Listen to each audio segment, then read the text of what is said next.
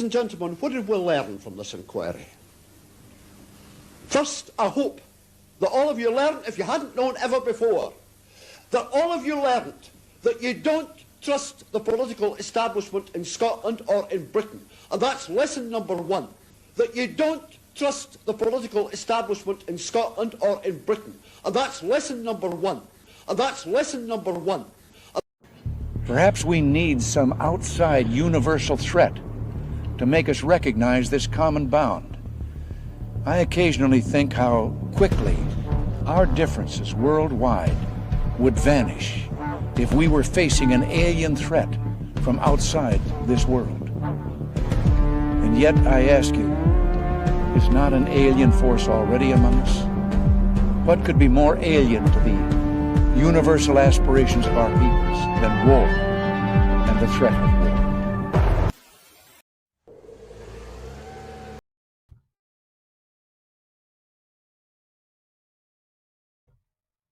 Well, well, well. We are back again. And we should be, hopefully, cooking by gas, and we should be live. And apparently we are. So, good evening, good afternoon, good morning, good night, wherever you are in this absolutely insane world that we live in. Holy moly! Where do you even begin? Oh, the beginning! Yeah, wherever that is, right? Answers on a postcard. So we are back again, and we are back to Lockerbie. Indeed. Yes. Yeah, pretty grim, to be honest. I think overall, anybody who looks into Lockerbie, I think the biggest thing that is clear to see is, and it's so typical, is that the mainstream narrative that we get in regards to McGrahy, the bomb in the suitcase,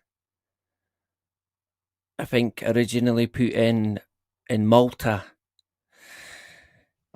I think that's the most obvious thing, is the official story is no way believable in any way, shape or form. No way, man. To an extent where it's so blatant as well. And like we talked about it before, of course McGrahy got released, but if he never got released, seemingly he would have went up for an appeal, which the evidence would have came out. And I mean, I'm calling it evidence, but it's not. So that would have came out in court, and it would have been laughable, man. So of course McGrahy got a compassionate discharge from the prison, which is, seemingly he had some type of cancer. So they let him out.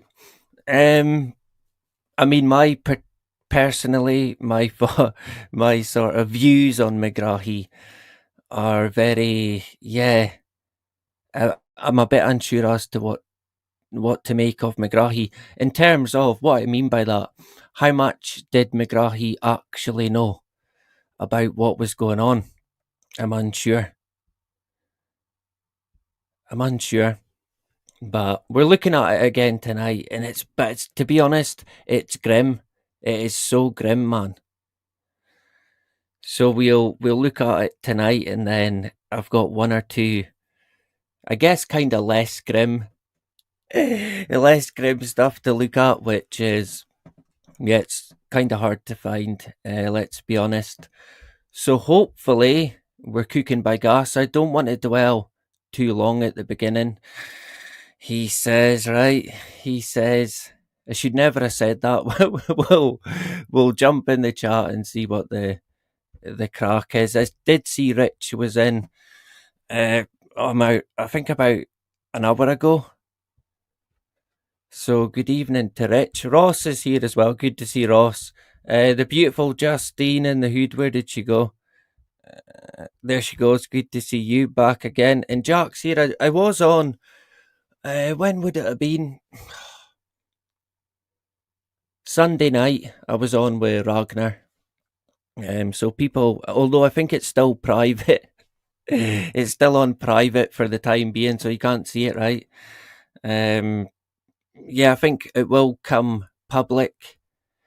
I don't know when, but people can check it. I did share it, so you'll find it on the community post. So that was quite good. I quite enjoyed it.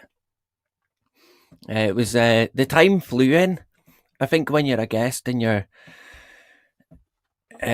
just sort of answering questions, not even that, just talking, a general conversation. It's the time just flies in. I think we done an hour and a half or just over, and it flew in.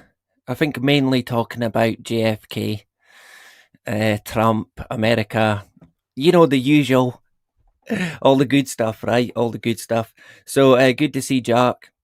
I hope you're doing well. I think Jack was meant to be there, but I don't know. Too scared. I think he missed his flight home from Thailand. Unfortunately, I think he had a power cut, and I think in some part of Ireland as well, the power has been out. I think we're talking 3-4 weeks now. Some people, which is astonishing, man. I kind of think, fucking hell. I mean, that is 1 week's bad, 2 weeks, 3 weeks, four is. I mean, talk about criminal, right? Quite incredible when you think about it. Refuse Nick in the hood. Where did he go? There he goes. Revelation in the hood. Good to see you. Anybody else quickly? Refuse Nick, Jack, Justine. I'll try my best to keep it going as quick as I can. Hopefully we're okay with the audio. Let me see if I can work the screen. That would help. Right, where are we going first? All the gear with no idea. You know what? I've tried my best to kind of put a bit of structure. So we'll see, right? We'll see how it goes. I think we'll begin by kind of seeing where we're at and where we're going, which would be that one. Nah, not that one. That one. Who made these? Who done this? I think it might be that one. Oh man, what one is it? Honestly, can't get the staff, man. Why is it not coming up on the screen? Right, let me check. I think it could be. You'd think I'd know how to work it. Oh, there it is. It's coming up now. So I think it is that one. Hey, we got there in the end, right? We got there. Let me see if I can make it a bit bigger. Do we need me down there, maybe? I mean, I am here. I'm in full bot mode. Oh, you can't really see me. You can't see me. It's a weird angle. I don't know why. I don't know why, because I'm in the middle of it. Oh, wrong button. I'm in completing full AI bot mode, which is AI bot. Yeah, that was quite funny. I don't think I've been called one for a long time, so yeah. Sometimes I wish I was an AI bot. Sometimes I wish I was. It would be, how good would life be? How easy would life be if you was an AI bot? So simple, right? So simple. So tonight we're back at, it's kind of part 2. It's a part 2 to Lockerbie. which is called, some people call it the Pan AM Flight 103, I think, bombing. I think Americans call it that, some. In Scotland, it's called the Lockerbie bombing, which, of course, the mainstream narrative is an aircraft from London to Washington, while 33 or 32,000 feet in the air over Scotland crashed into Lockerbie. And the witnesses stated it blew up in the air. And then the parts remaining landed on Lockerbie. And it was complete devastation. And nobody survived. And there was no like severe injury. It was either you lived or you died. That was it. Which is quite an interesting... I mean, yeah, that could happen, but there's more to it, I think, in that regards. And of course, I think a couple of years later, they decided, yeah, Libyan terrorist put a bomb on, and it ended up on the plane, and it blew up. It was a bomb, right? It blew up over Scotland. And then we had McGrahy later, about 10 years, I think it was 10 years later.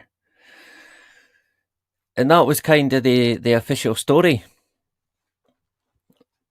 Now, it wouldn't be That's Life But Not As We Know It without a kind of, let's say, alternative twist on what is deemed the official narrative, right? Because it's totally bullshit. The official narrative is, I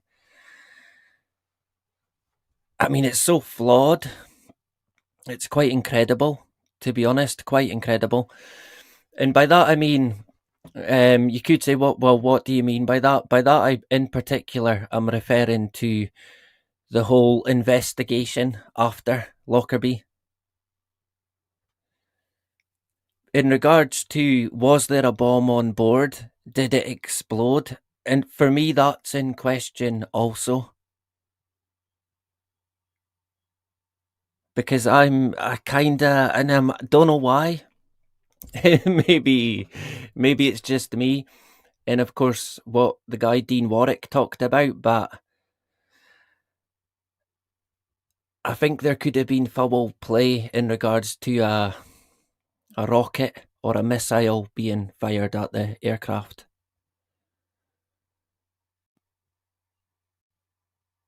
Which, of course, the investigators would dismiss and say, well, no, that didn't happen. Because if that was the case, it certainly would not have been Libyan terrorists that done it, right?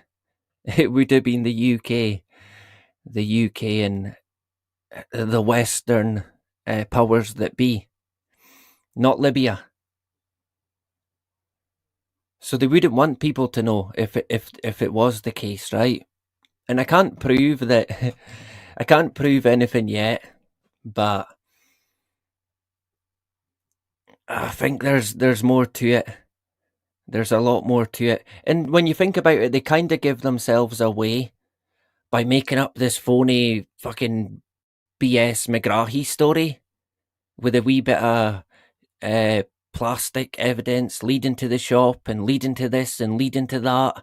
And it's like, come on. So by doing that, it's like, why did they have to create this cover story, this alternative theory to what actually happened? And that kind of, for me, points to maybe it wasn't a bomb then. And I mean, with that said, even with that, I can't say. I guess I couldn't rule out a bomb and some form of rocket. I guess that might even be. Could that be possible? That could be possible. I can't rule that out, but I tend to lean towards more it was hit by a missile and it was deliberately shot down that night. And nobody was allowed to survive. For whatever reason, nobody was surviving it. Hence, there was nobody that survived. Whether it was people on the ground or on the plane, nobody. You were either dead or you were okay, maybe a burn or two, and we'll get into that a wee bit more. I'm kind of hoping. I mean, I shouldn't say, to be honest. I shouldn't say, but I'm reckoning we could be 3 hours maybe, right? So I'll cover as much as I can. If we can get it done before then I might let you go early and you can do your own thing, right? Failing that, we'll take our time, go through it. I've kind of laid it out, so I mean it'll still appear to be a complete mess and no structure to it. Shock horror. But we'll try and put a wee bit of structure, and I've got videos to show, and I reckon we're okay for copyright. And yeah, we'll get into it. So first, I'll show you. Where did it go? Do we know what that is? The Georgia tombstone, the Georgia guidestones. Let me put this over here. There we go. Why am I getting Wi-Fi issues now? Do you know it's been fine most of the day, and then we did have a bit of a technical glitch before at 8:20, 10 minutes before. And it's like, right, come on. Pick your moments, right? Now, I think back in 2021, possibly 2022, maybe even 2020, I don't know. One of them, take your pick, right? The video is there. I done a video, and most of you here will know, seen it. I done a video on the Georgia tombstones, guidestones, and I pointed out a man who I believe is the main kind of name behind it. And yeah, I reckon I'm right. Of course, I would say that, right? I'm still to be, it's my claim to fame. I'm still waiting to be proved wrong. So we're going to get into that a bit more. We're going to kind of revisit and cover it in a bit more detail, the Georgia Guidestones, because yeah, there's quite a lot to be said. So tonight we're going to be Lockerbie again, and this will be part 2. There might be, I did think 2 streams, but it could be more. I think we could be talking 3, possibly 4 over the year, the near future, indefinitely, right? let's go with that. And then after tonight, the next, is it the next? Yeah, the next stream that we do, we might have a guest in between. We should actually,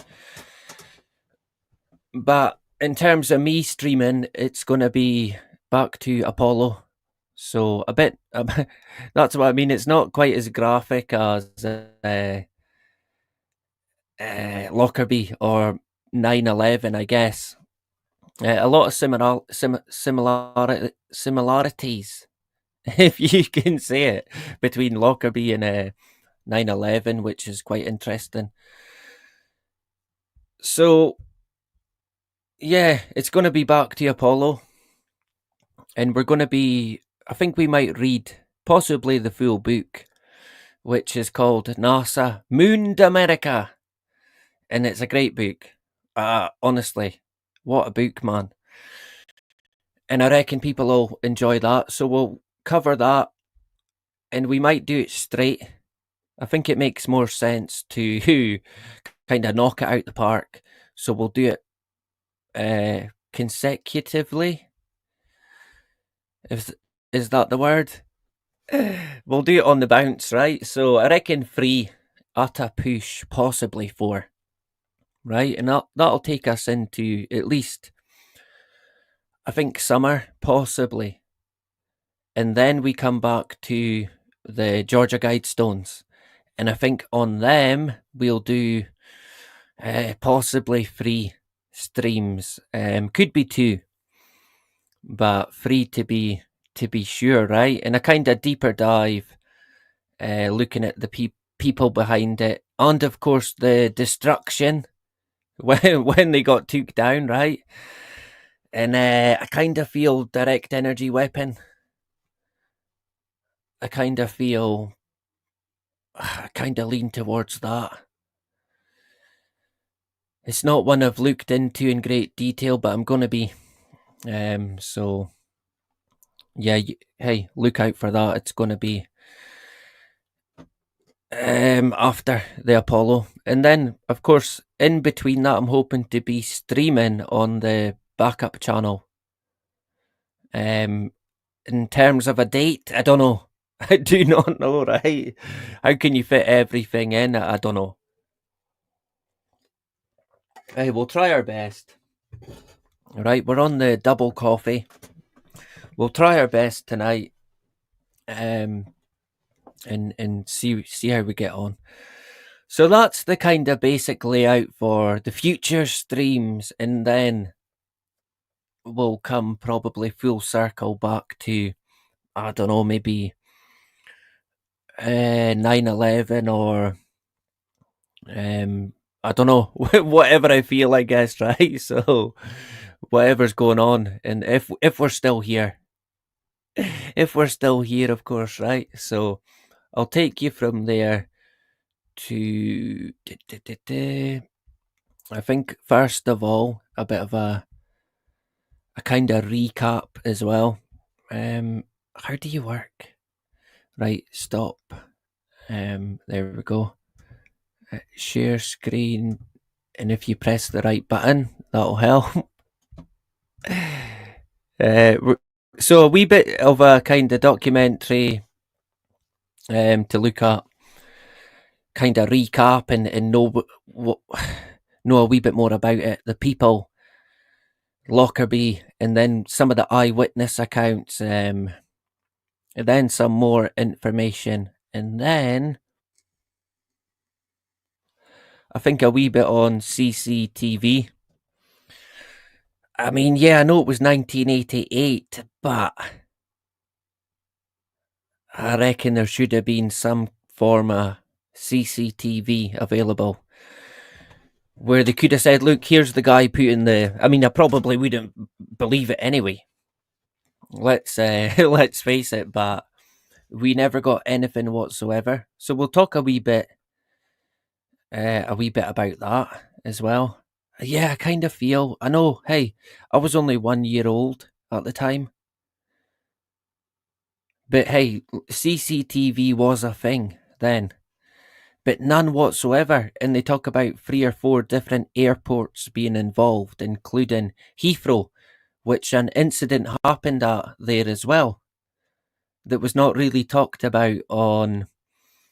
I don't think any of the evidence that got mentioned on the trial. So, and it's a bit like, wait, what happened the night before at Heathrow Airport? I mean, if basically that kind of points to the possibility of a bomb being put on at Heathrow rather than the official story of Malta. So yeah, because part of me kind of thinks, right, well, if there's a bomb on board, then I mean, would that dismiss the missile theory or a rocket theory? Not really. It wouldn't dismiss it, I don't think, because of course, like I mentioned at the start, we could be talking about 2, possibly. We could be talking about a missile and a secondary explosion in a suitcase or a bomb on board. I could not rule that out. And when you think about it as well, when that is the case, people, what are they going to blame? Are they going to say it was a missile? Are they going to say it was a bomb? You would never get to the ultimate truth about it. Whether or not we will, I doubt it very much, to be honest. Even though I think more potentially could come out, but I doubt it'll be in my lifetime, to be honest. Touch wood, however long that is, right? I was 17 in 88, Refusnik. Wow. So you would have been what? Yeah, out and about, beginning your working career, and I was only one. Cheers, Jack in the hood. Yeah, it was a great chat I had with Ragnar. It would have been good if you could have joined, and I think someone else maybe never appeared, but I don't know. I'm unsure, but I enjoyed it. Norman's here as well. Good to see you, Norman in the hood. Back again. Great stuff, Rebecca in the hood. Good to see you, Rebecca. Anybody else that I missed quickly?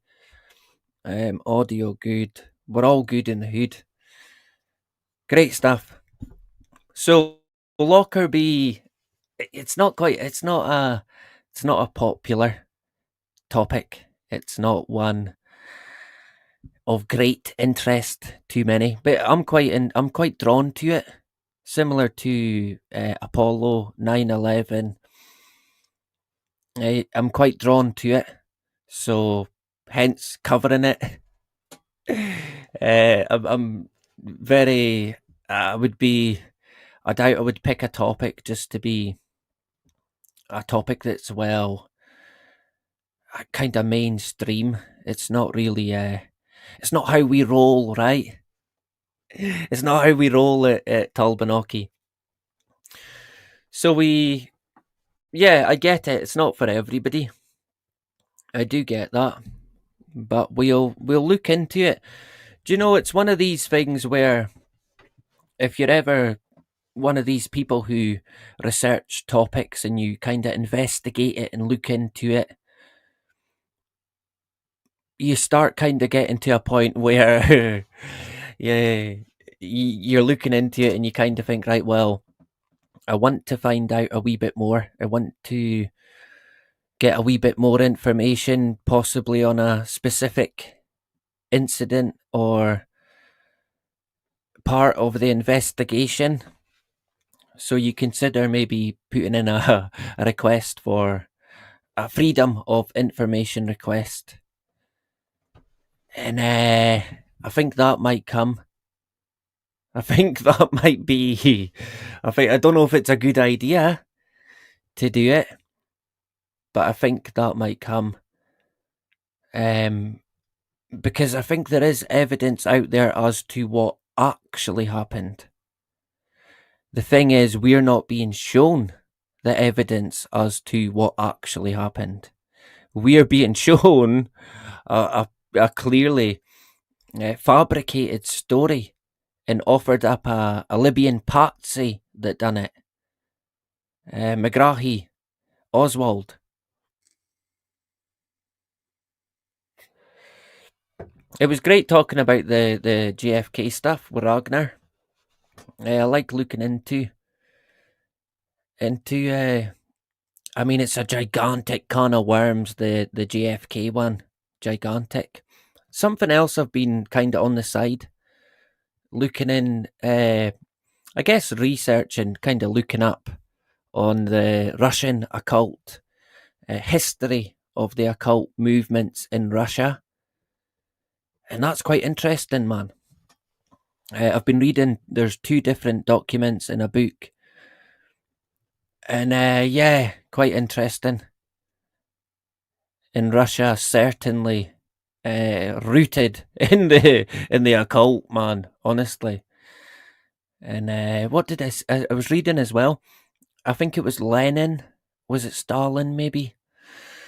Who was it? I think it was Stalin. It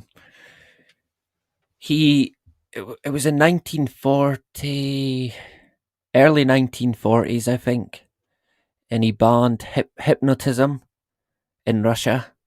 And I thought, that's interesting. That why? I mean, most people would say, well, hypnotism, there's nothing to it. It's a load of fucking woohoo. And there you've got that guy. I'm sure it was Stalin. It might have been Lenin though.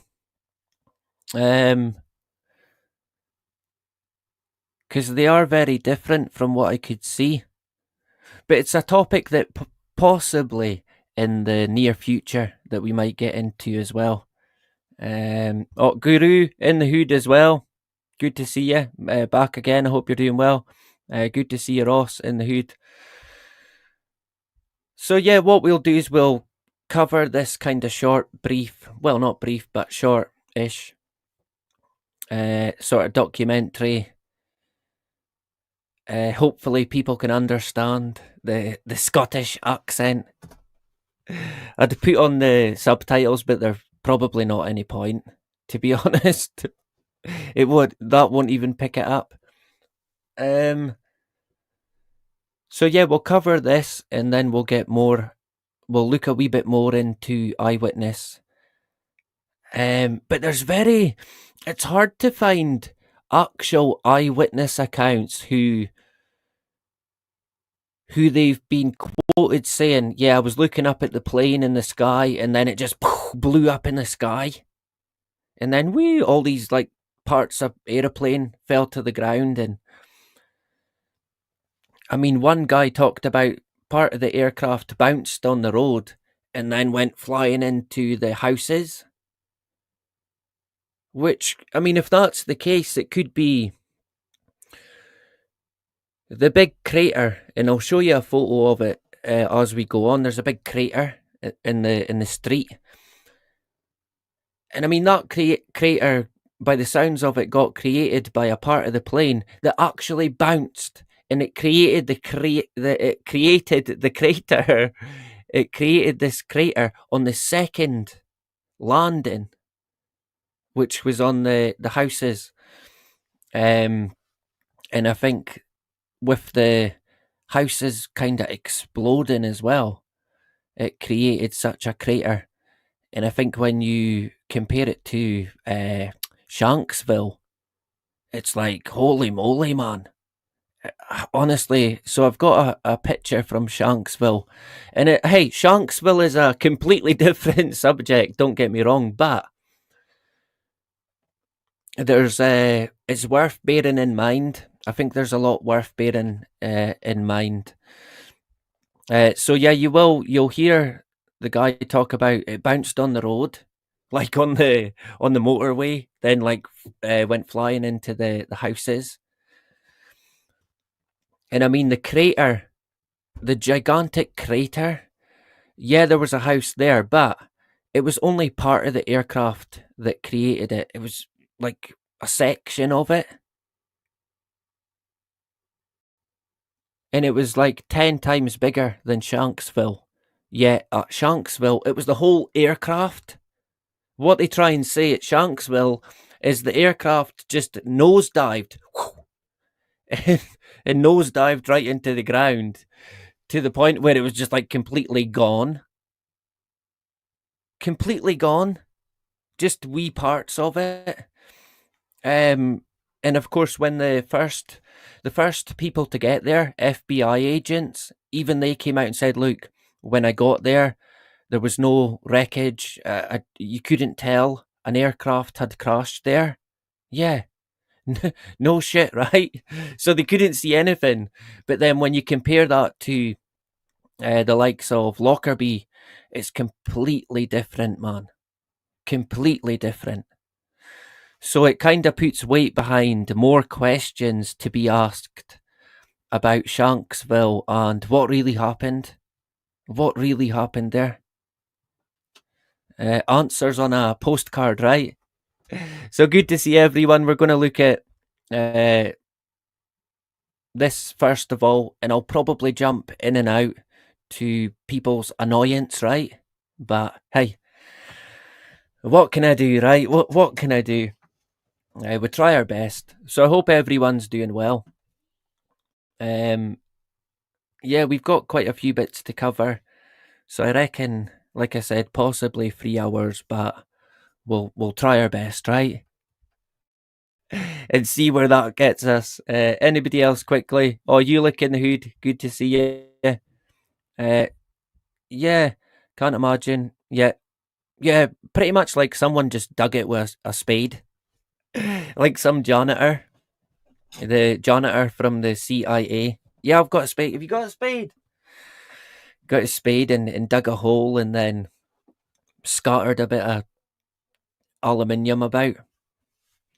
Of course, there's a wee bit more to it than that, but honestly, there is no comparison. No comparison. And it's kind of making me want to look up more in the way of debris in these similar incidents, possibly, and comparing it to Shanksville and see what we get, right? So let's see. I'll put let me see, I need to put it on full screen. How do we do that? There we go. The full list of screens, and then I think we're good to go. So here it goes.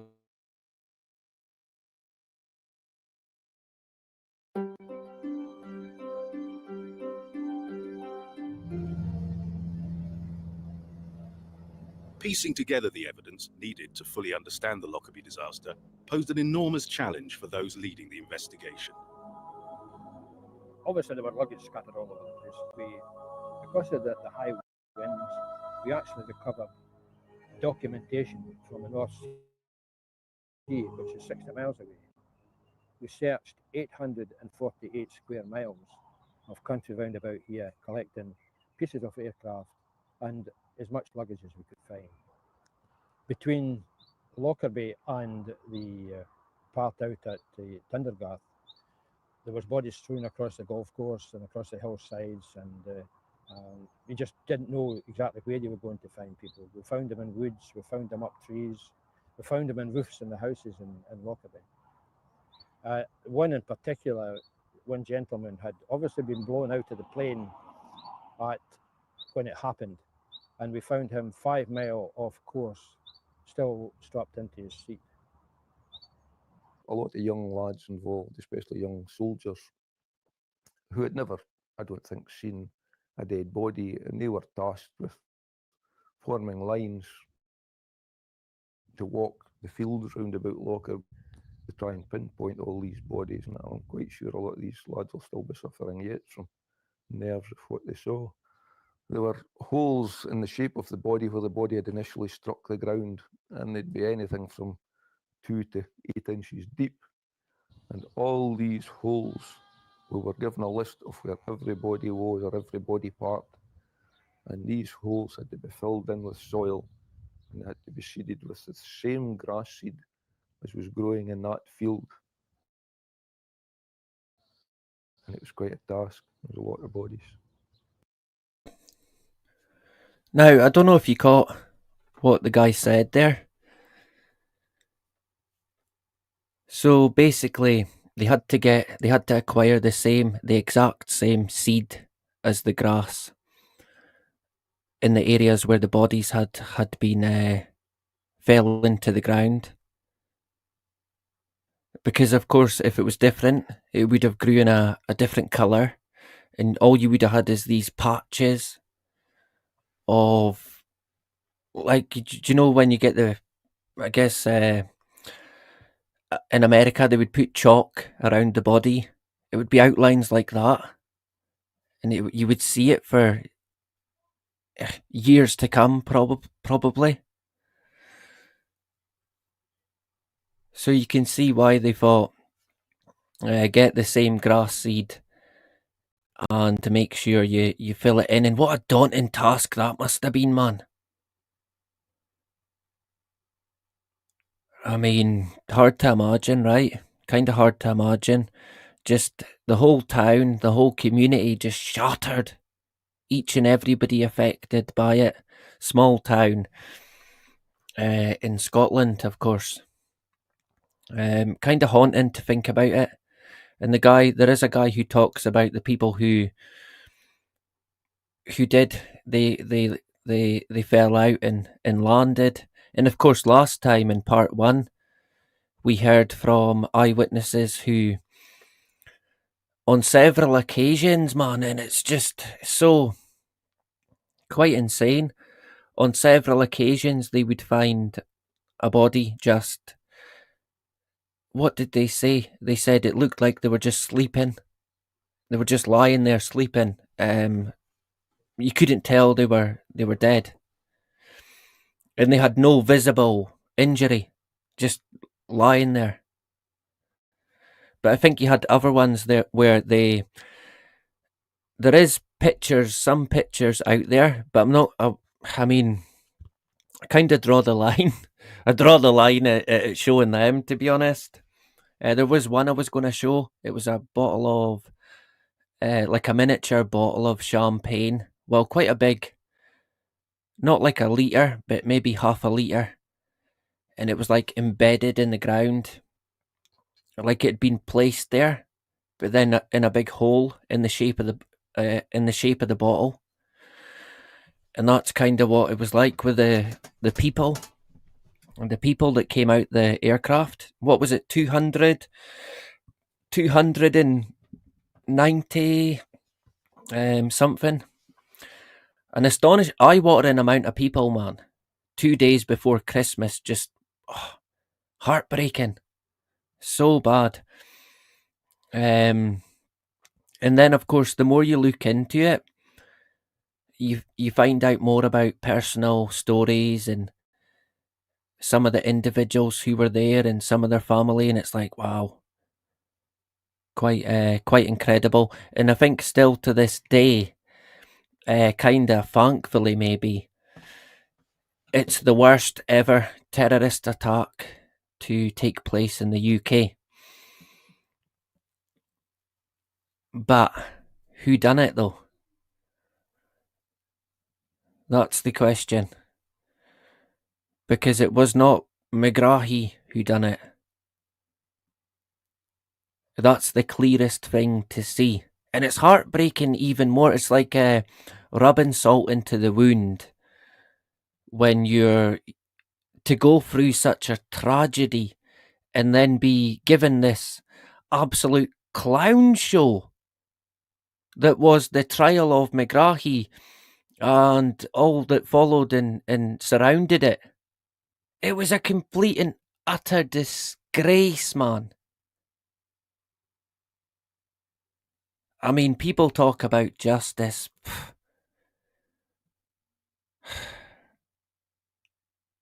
Is there any justice in the world?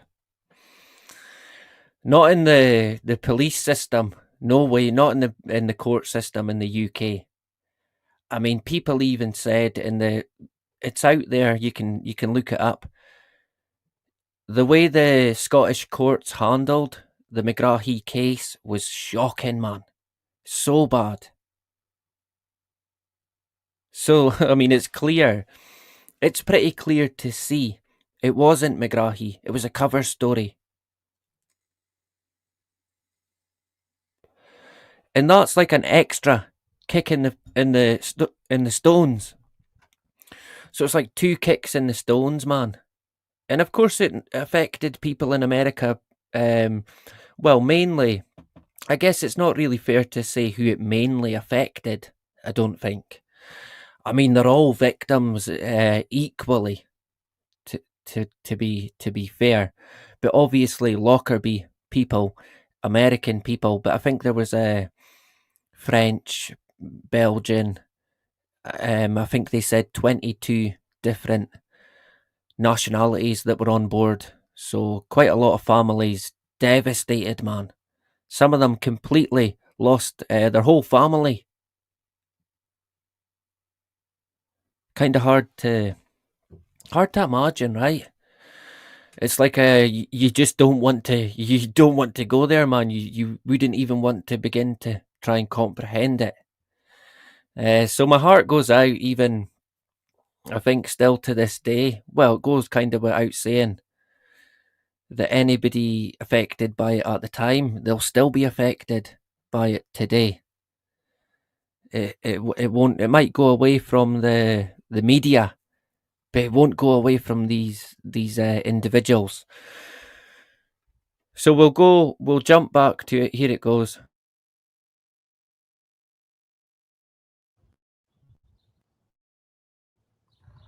But in what would quickly become one of the largest murder cases in Britain, even the most grisly of tasks needed to be performed, including more than 200 autopsies once the bodies had been retrieved. Initially, it was here in Lockerbie's town hall that pathologist Tony Busuttil and his forensic team set up a temporary mortuary. When people envisage the town hall as being the disaster mortuary, the last thing they had on their minds is that we were going to do postmortems and postmortems on 200 plus people. Instead, the town's ice ring was transformed into a massive morgue where teams worked examining the bodies, documenting the biggest cuts to the smallest abrasions. In most cases, the injuries were massive. Having fallen from 31,000 feet, some were damaged beyond recognition. Bodies are literally sucked out of the plane, and then they hurtle down. Obviously, if they're not dead, they're unconscious, they're deeply unconscious if they're dead. Indeed, there's no rigor, there's no stiffening of the body. So the bodies are floating, arms and legs flailing. And indeed, we call that a windmilling effect. So that's him describing the people who probably got either blown out of the plane or sucked out, I guess, maybe. I kind of imagine once it broke apart, you would be sucked out of it. Similar to the guy that was found in his chair, still in his seat. I think there was more than one person still in their seat. And people in trees, on roofs, you name it. And they called that the windmilling effect. Just the body. Do you know the seeds that fall from some of the trees? They've got, some people call them helicopters.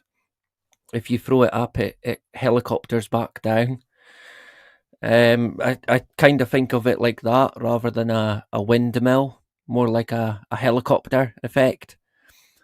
I guess all the same. And it's quite incredible because these people, when they hit the ground, they were intact. In my mind, I kind of think, well, your body would just and blow up when it hits the ground. But I think because a lot of it was field and soil, it kind of absorbed it and just created this outline of a body. Unless, of course, they hit roofs or on roads, possibly. And of course, at that kind of height as well, man. What sort of speed would you be going hitting the ground? Holy moly, you would be going some speed. I mean, it's one thing to think about the people who on 9/11 who took the jump. I mean, that was some height. They went at some speed, but you're talking concrete there. Different story, man. Complete different story. But I guess the ending is the same, right? I mean, you've not much chance with that. Let's face it. So it is kind of hard to think, well, surely nobody survived it, right? I mean, is it even possible? Would it be possible? We'll carry on.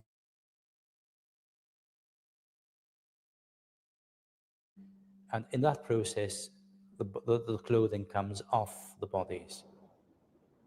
The horrifying question people were asking, could some of the passengers of Pan Am 103 been alive when they hit the earth below. There were two persons who had injuries which may, and simply may, have been compatible with life. There were several main big difficulties for families arriving here. First of all, disbelief. That their son or their daughter or husband or wife had died. Maybe they hadn't died, they'd be saying to themselves, maybe it was some fluke, they've survived. And some people went for a long time saying to themselves, oh no, they'll still be alive somewhere. Strange experience. The second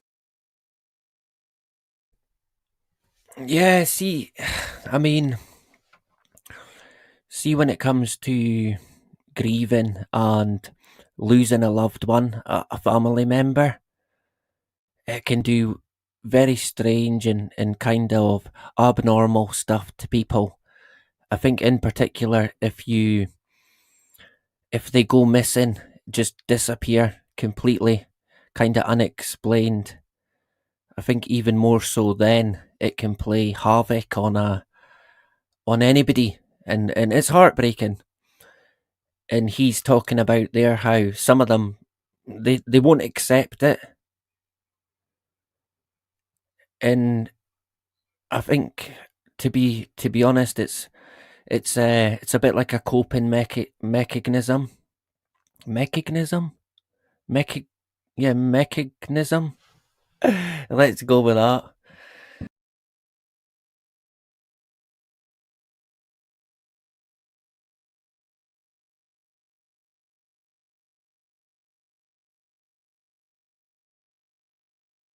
What did I do there? I muted myself. I don't even know what happened there. Somehow it muted. Yeah, I guess you've got to kind of let people grieve freely and as they wish. Um, Mechanism, is that more like it? Coping mechanism. We'll go with that. So I've not really, as much as it's a wee bit like they're not coming back. They're not walking around in Barbados somewhere. Is there really anything wrong with somebody thinking that? I don't know. I mean, you wouldn't want to be the person to take that away from them. Oh, by the way, he's not coming back, right? So I don't know, but I can understand it. I really can understand that. Um, and my heart kind of goes out to them. And this guy met quite well, probably most of the American relatives who came over to Scotland and wanted to see a bit more about Lockerbie and where their loved ones perished, unfortunately. A lot of people in America. So we'll go back to it. And we heard from this guy, just before we go back, we heard from this priest before. Quite an interesting and open character. Kind of your your sort of typical Scottish sort of personality, in my view. Very open, very honest. Tell it like it is. Kind of straight shooter, with a sense of humour as well, which we seen in the first one. He's a bit of a joker as well, which is good for me. Hey, I know some people, they don't even get humour. It just completely goes over their head. Just me. Is it just me? Just me, right? But for me, it's always nice to meet people who, similar to the priest, or maybe a vicar. I'm unsure, but they're very open, very honest, and tell you like it is. So we'll go back to it.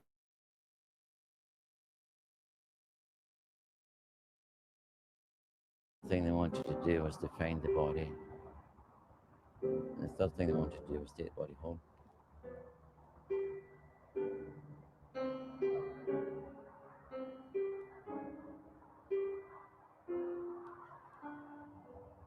All they had to do was look at me. I call it Lockerbie eyes. After a while, you get Lockerbie eyes because you've absorbed so much, possibly. And when you meet people, they're half expecting you to be giving them a holy answer, or they might not even be wanting to talk to you at all. What has a man of God got to offer in a situation like that, you know? Is he going to come up with a holy answer? But when I met any of the families, all they had to do was look at me, and then you here's a man who's really suffering. The deepest grief today is felt by Joanne's brothers, Stephen and David. For Father Patrick Keegans, who had barely escaped death himself, he would also have to bury his neighbours and friends. John Flanagan's funeral was the first funeral here in Lockerbie, and it was in the Catholic Church. And it was really a tremendously hard thing to do. But I think even at that point, I was beginning to get to the stage where I was almost trying to be in control. Because there are times when you can't allow yourself to crack up. You cannot allow yourself to crack up. But for young Stephen Flanagan, Lockerbie would haunt him for the rest of his life, until tragically, he too would be killed in a train accident years later and buried alongside his family. Life would have been different for Stephen Flanagan had his mum and dad and his sister still been alive.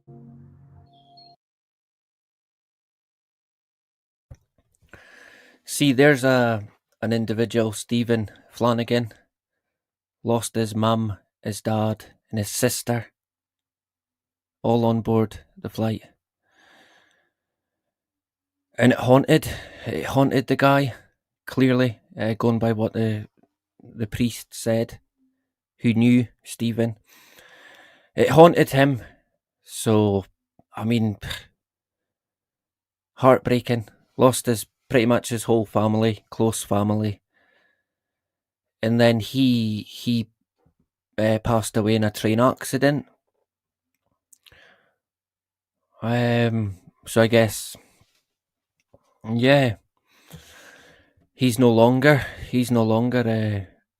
in pain, that's for sure. So, but it's more once you get to kind of investigate it a bit more, you find these different people and you find out a wee bit more about them, and I mean, overall, it's very tragic when you get down to it. So we'll carry on.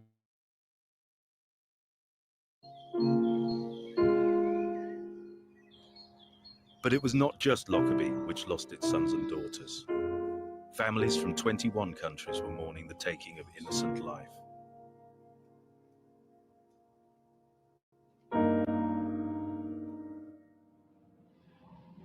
Tracking the killers would not take months, but years, until 1991, when warrants were issued for two Libyans, Abdel Basit al-Magrahi and Alamin Khalifa Fima. 12 years later, the pair would finally face a special court in the Netherlands. What they did was they listed a whole number of factors and said, from that, we infer that Magrahi's guilty. For example, they found a bit of the timer, and the timer was made by a company called Mibo in Switzerland. They supplied this particular type of timer mainly to Libya. Libya intelligence had an office next door to Mibo in Switzerland. The case was inference upon inference leading to an inference. Yeah, it's something like an inference too far. Even as the trial went on, many of us were saying, this is farcical. We felt it was some sort of charade. But it would only be Magrahi found guilty of murder, the sole person convicted over the deaths of 270 people. Rather than provide closure, his sentence prompted more questions. They're now shouting again that Abdul Basit al-Magrahi is innocent. I don't know. I don't think he's innocent, but he'll only be one of very many. And at the end of the day, the truth will never be told about this. My view on this is I don't know whether Magrahi was involved in blowing up Pan Am 103 or not. What I do think is that the prosecution did not prove beyond a reasonable doubt that he was involved in the bombing of the plane. Colonel Muammar Gaddafi's government formally accepted responsibility for the bombing in 2003, paying millions of dollars compensation to the victims' families. Economic sanctions imposed on Libya for not allowing Megrahi's extradition were lifted, allowing them to return from the political wilderness and resume lucrative foreign trade of natural resources. Megrahi's release, though, will only add to the controversy surrounding the bombing. If they're still successful, then I would expect them to go back to Libya as a hero. The Libyans don't want to create more fuss. They've moved over the years from bad guys to good guys, and it's cost them a lot. It makes me angry, that the investigation didn't go the full road. I think the truth helps us to heal. Lies and deceptions just add to grief.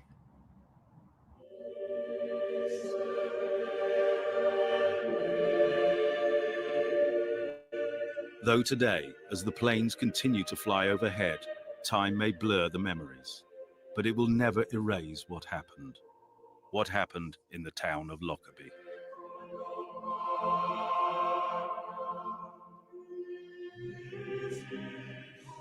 It's difficult. I would say something I wish I had never been involved in. I could have lived my life without being associated with anything like Lockerbie. It happened, and I think we dealt with it as the best we could.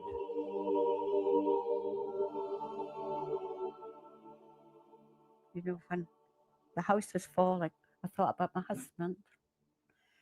But all I could see in my mind's eyes were my 3 kids, my children. And I said out loud, I never really tell them I love them. We just take it for granted. I don't now. I tell them now.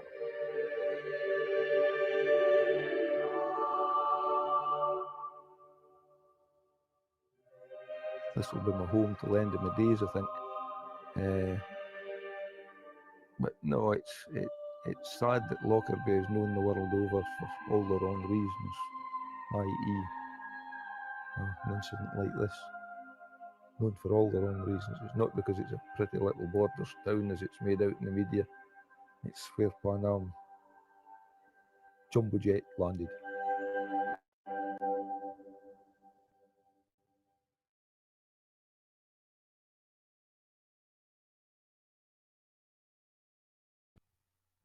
So, that gives us a bit of a up-to-speed take on Lockerbie, kind of recapping on what happened, and we're going to listen to more. Can we call them eyewitness? We're going to call them eyewitnesses for the time being. But like I mentioned, it's very hard to find an actual eyewitness who came forward and said, look, I seen the plane, I was watching it fly, and then it blew up in the sky. So hard to find, man.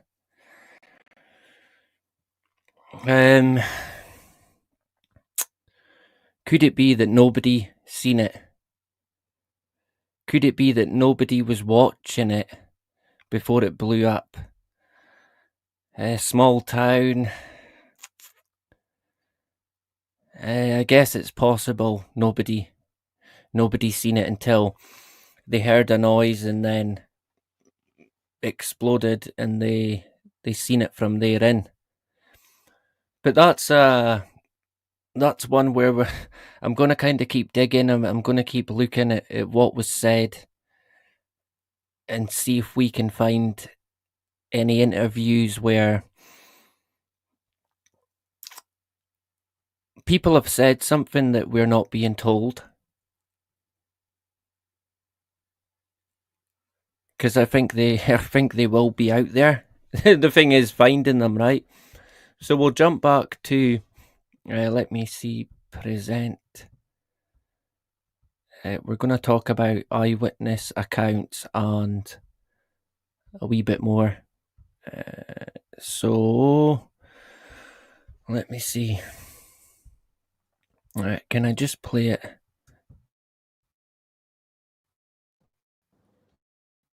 The worst Here we affected go. area of the town is the south side, bordering on the A74. Part has been lost into a burning crater. Around 10 or 12 houses have been completely destroyed. Teams of emergency workers are sifting through the smoking rubble. Their expressions are of disbelief, reflecting the feelings of everyone in this borders town. I never had any explosions or anything like that. It's just See, this is quite a character. This guy, I think he sounds like he was maybe from not Lockerbie, but possibly Dundee, Tayside area. I would say. It'll be well getting on by now. This guy, I don't know his name. I think he was on the road at the time when it happened. And he even ran in and tried to help people at the time. But like I said, you were either dead or you were okay. And they had ambulances, doctors all waiting, but nobody came. And the people that did come, they were in a coffin, a body bag. They were dead. And he never heard. So, I mean, I don't doubt there was an explosion, but he never heard, seemingly. it's like a mushroom in the sky. Have you seen these things that Hiroshima photographs of that? It just lit it up and So there he's saying it was a bit like Hiroshima. Take your pick. The big mushroom cloud. Like a nuke. And that got reported quite a bit. I'm sure I read it did. It hit also a petrol station, but I'm unsure if that was part of the initial explosion. Because there's mixed reports. Because one report, the lady talked about, well, if the petrol station did get hit directly, the whole town might have been gone. So that's one I'll look into a wee bit more. But the reports of a mushroom cloud are quite extensive. I think a lot of people heard a noise and looked, and they could see it. I mean, that would be quite a sight, that, right? A small wee town in Scotland where nothing happens, and you're just sitting down eating your supper. You hear a noise, look out the window, and there's an atomic cloud in the sky.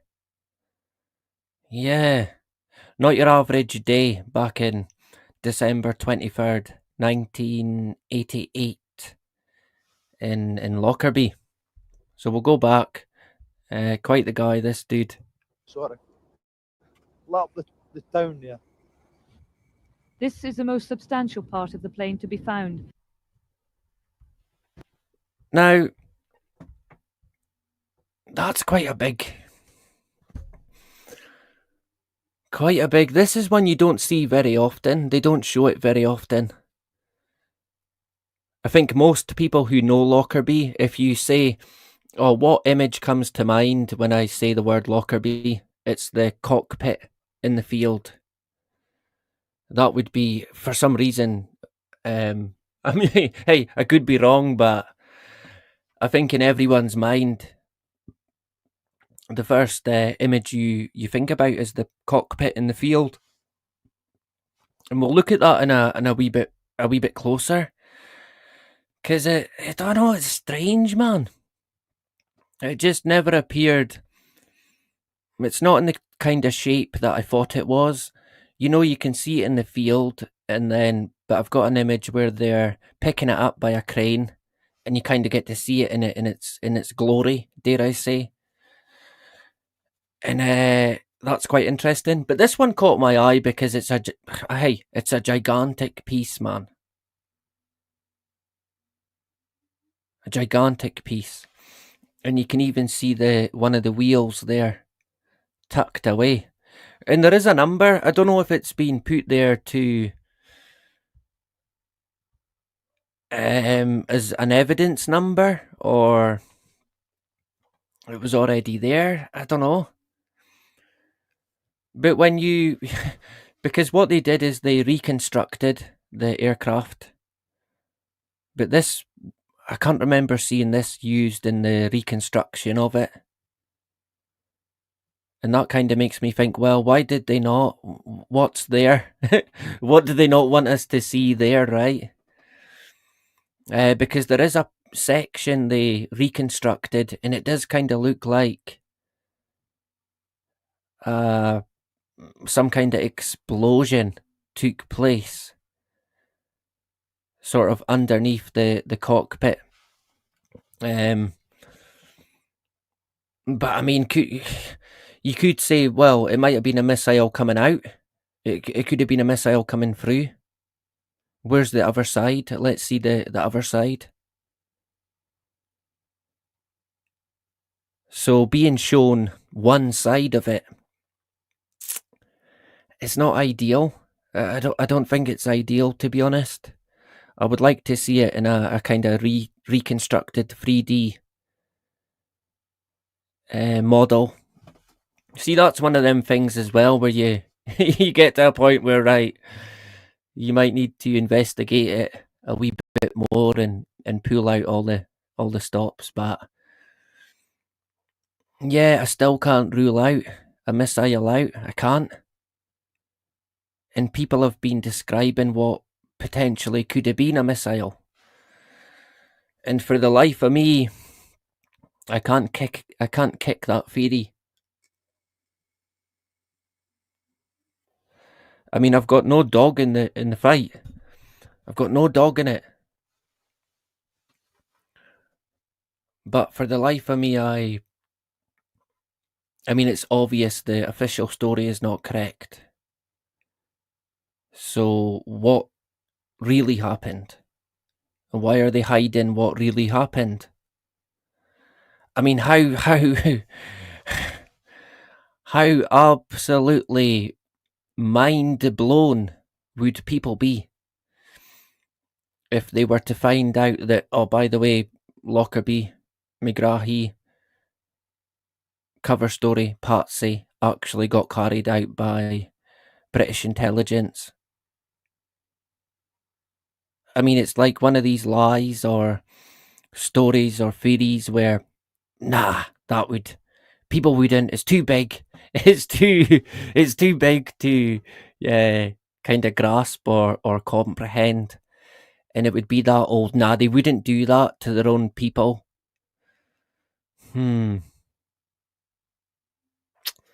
Yeah, I would probably disagree with that, to be honest. But it's a gigantic section. And you had to, thinking back to Shanksville, keep that in your mind. Nothing like that. Not a thing. And you're talking about a plane that blew up in the air, hit the ground. Blew up in the air into loads of different pieces, and this is hit the ground, and you've still got sections like that. The rest is scattered over a 20-mile radius. Police are coordinating the rescue operation from the town centre. For the moment at least, their thoughts are tied up with just dealing with this tragedy, rather than trying to assess it. Salvation Army volunteers hand out tea and sympathy, while RAF troops set out to search the hillsides. Evacuees have been taken to the town hall, as are some casualties. Dumfries Hospital is on standby, but the medical staff now feel they're unlikely to see many survivors here tonight.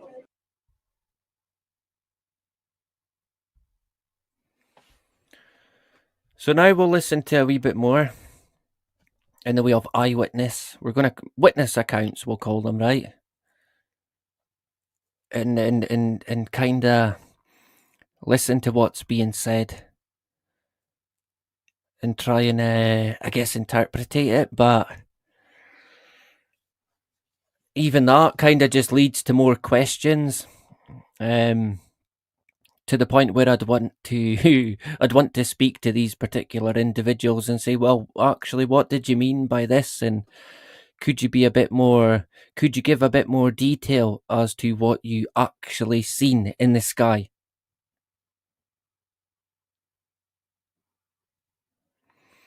And I mean, there could be people who seen it, but they might have thought, well, I can't say that. They might have been smart enough to think, well, if I come out and say that, are they going to come after me? Are they going to come after me next, right? I mean, there could have been people that seen it that just never ever came out and said they seen it. That's a possibility, and definitely in Scotland, that's a possibility. So we'll listen to a few more.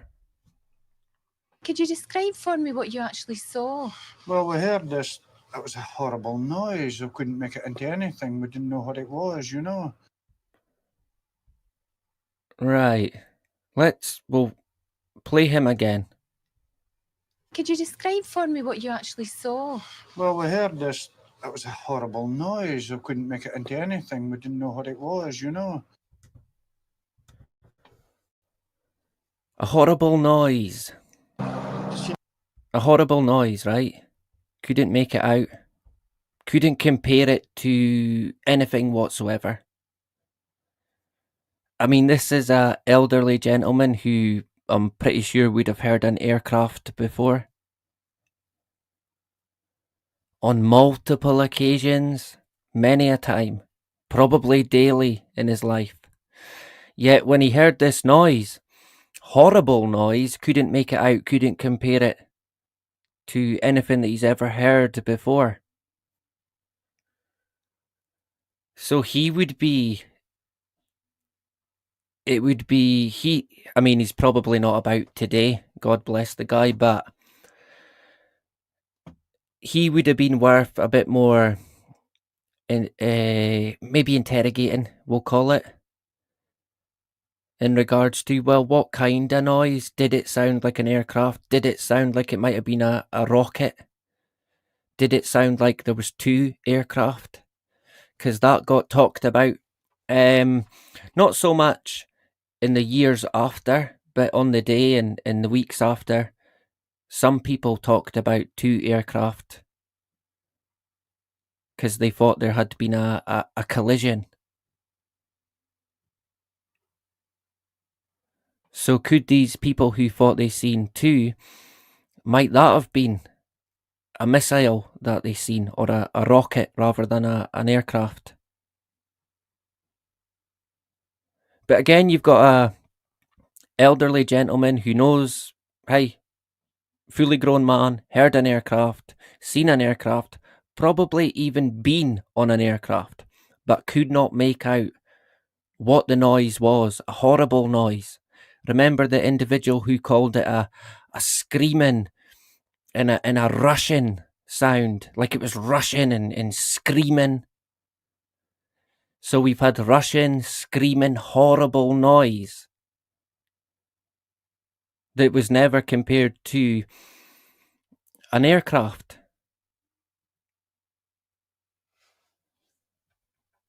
I mean, it's not concrete, and it would merit further interrogation, further investigation, preferably by someone else. Preferably by someone else, right? Who's going to take it up? Pick your battles wisely, they say. But it's one that I'll probably be looking into for a well, indefinitely, to be honest. And it is, hey, it's in Scotland, so maybe people should be looking at it a bit more and saying, hey, wait a minute here.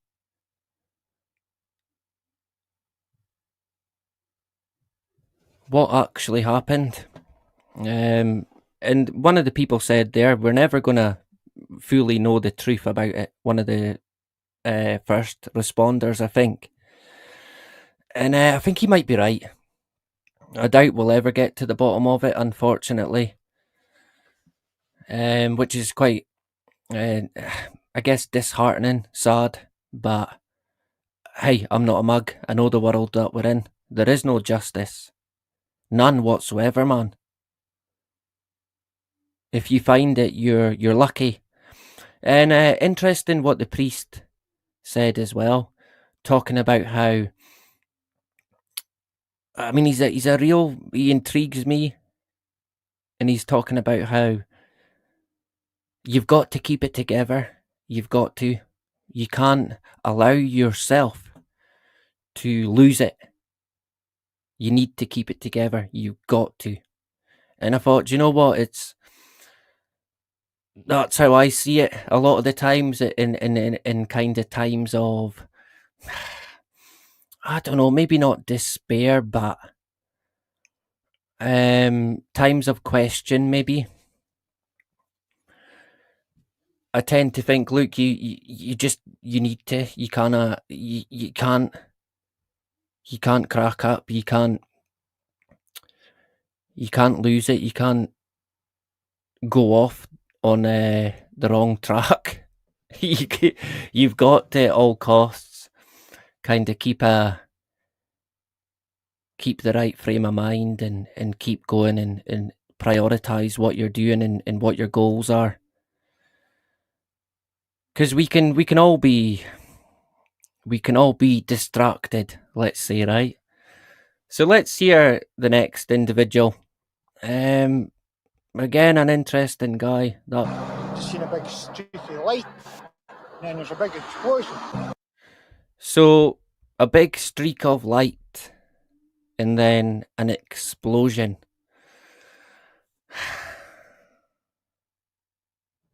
A big streak of light, and then an explosion.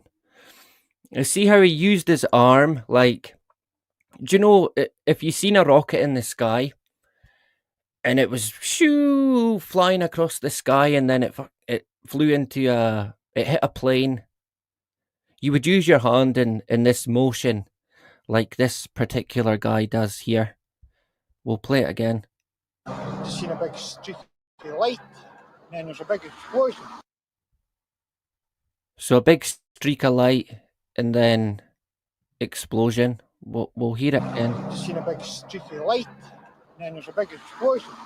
Just seen a big streaky light, and then there's a big explosion.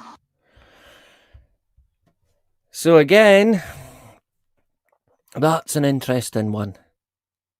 He's another individual that I would be saying, well, you kind of need to be a bit more specific in regards to, was it a streak of light? Could you compare it to a missile? Did it come from a different direction? Because the way, I mean, he didn't say very much, but with what he did say, it would again merit more scrutiny in terms of, right, what was the streak of light?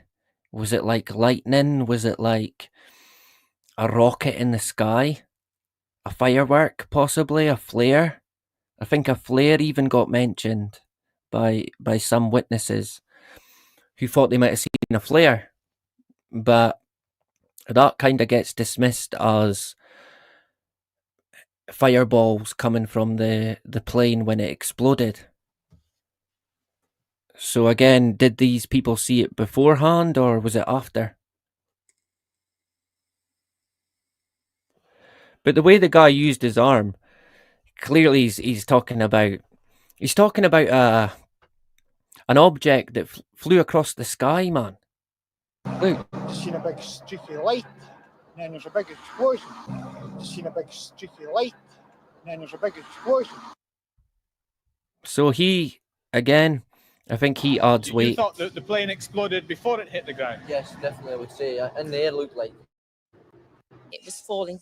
And that guy, he's saying it definitely, young lad here, he won't be so young now. He's saying it definitely exploded in the air.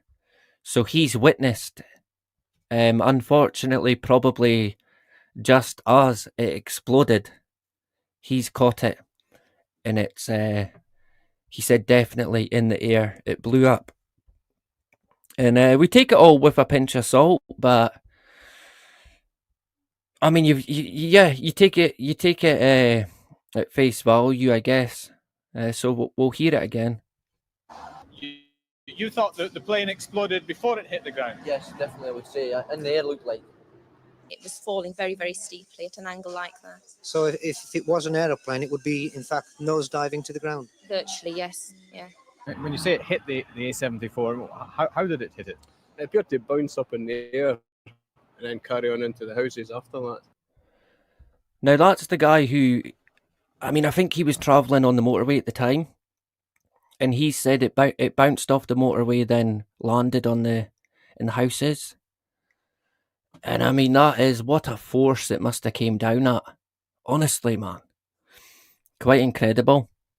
So I thought that's worth bearing in mind, what he said. How did it hit it? It appeared to bounce up in the air and then carry on into the houses after that. It was like a jet going over, and you duck when you hear the noise, and all of a sudden there was an explosion right in front of us above the carriageway. The sky just lit up. Again,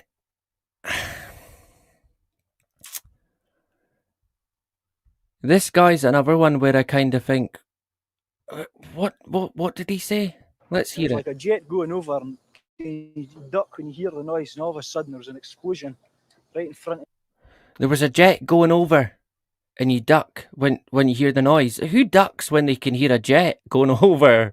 Fucking, the plane's about 30,000 feet in the air, and the guy's ducking.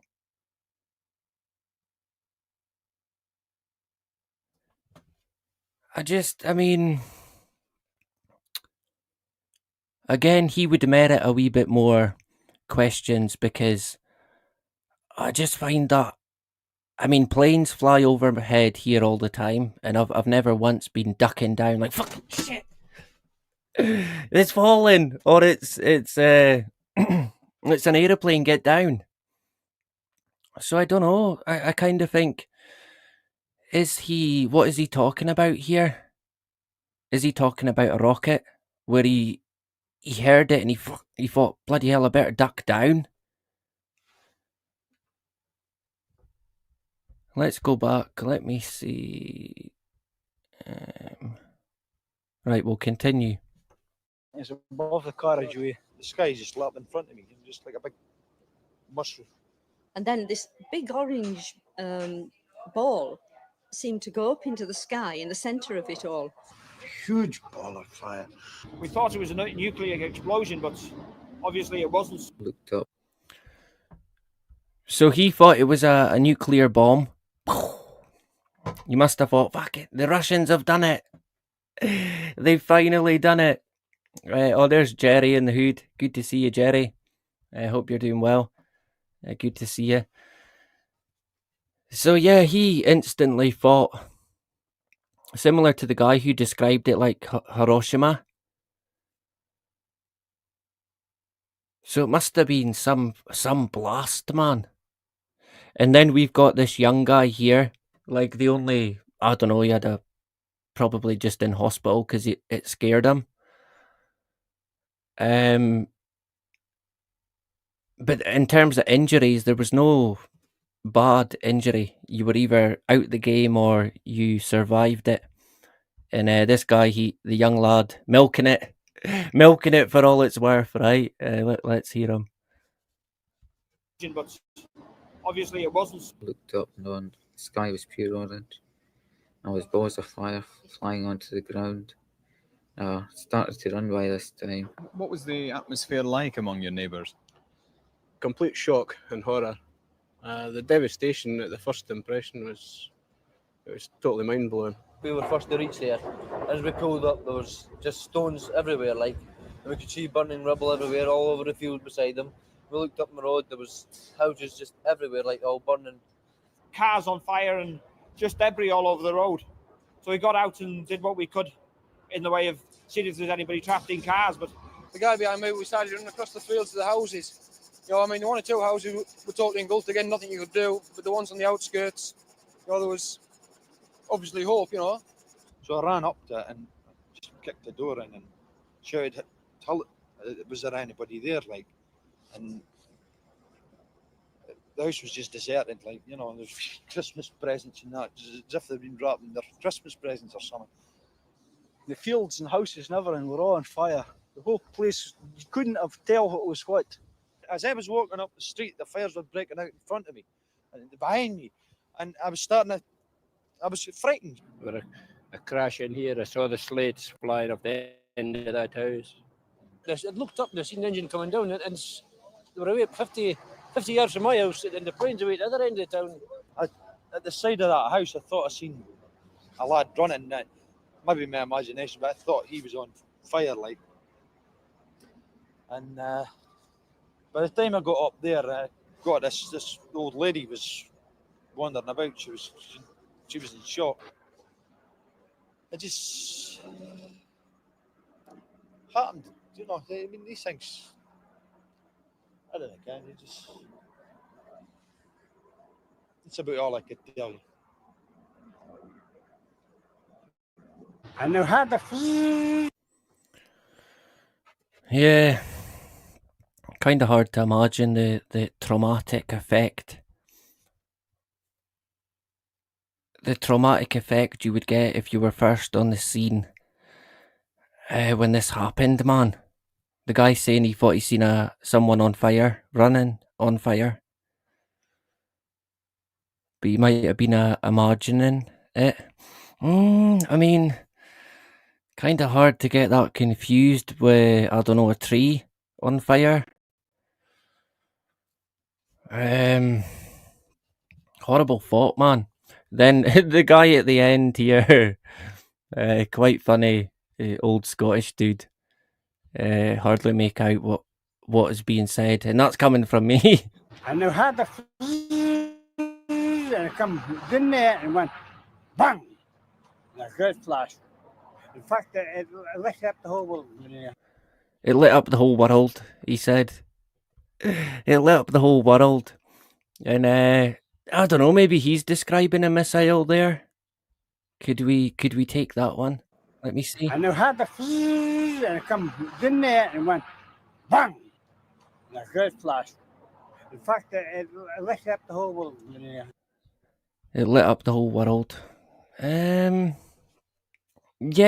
I mean, it's kind of hard to work out what he's saying, but that could be one we could put in the archive as potentially a missile being seen. But I don't know where that guy's from. He sounds a bit like somewhere very remote. And that again coming from me. You don't get much more remote than me. Let's hear him again. And that guy, bless this guy here, just driving on the job, and then happened to be in the wrong place at the wrong time. I know how the. And I come in there and went bang! And a great flash. Heard the bzzz, and it went down there, and then it went bang, and then it lit up the whole world. So, and I mean, that guy, hey, he would be probably into 100 by now, so bless him. But yeah, getting his point across, and it's not nothing concrete, but again, what is he talking about there? Why is it being described in this particular way? Rather than, oh, it just blew up. It was flying in the sky like it normally does, seemingly at 30,000 feet. Probably wouldn't even notice it. But we're getting all this, the bzzz and the screeching and horrible sound and the flashing on multiple occasions in the past being mentioned. So we'll take you to, I think possibly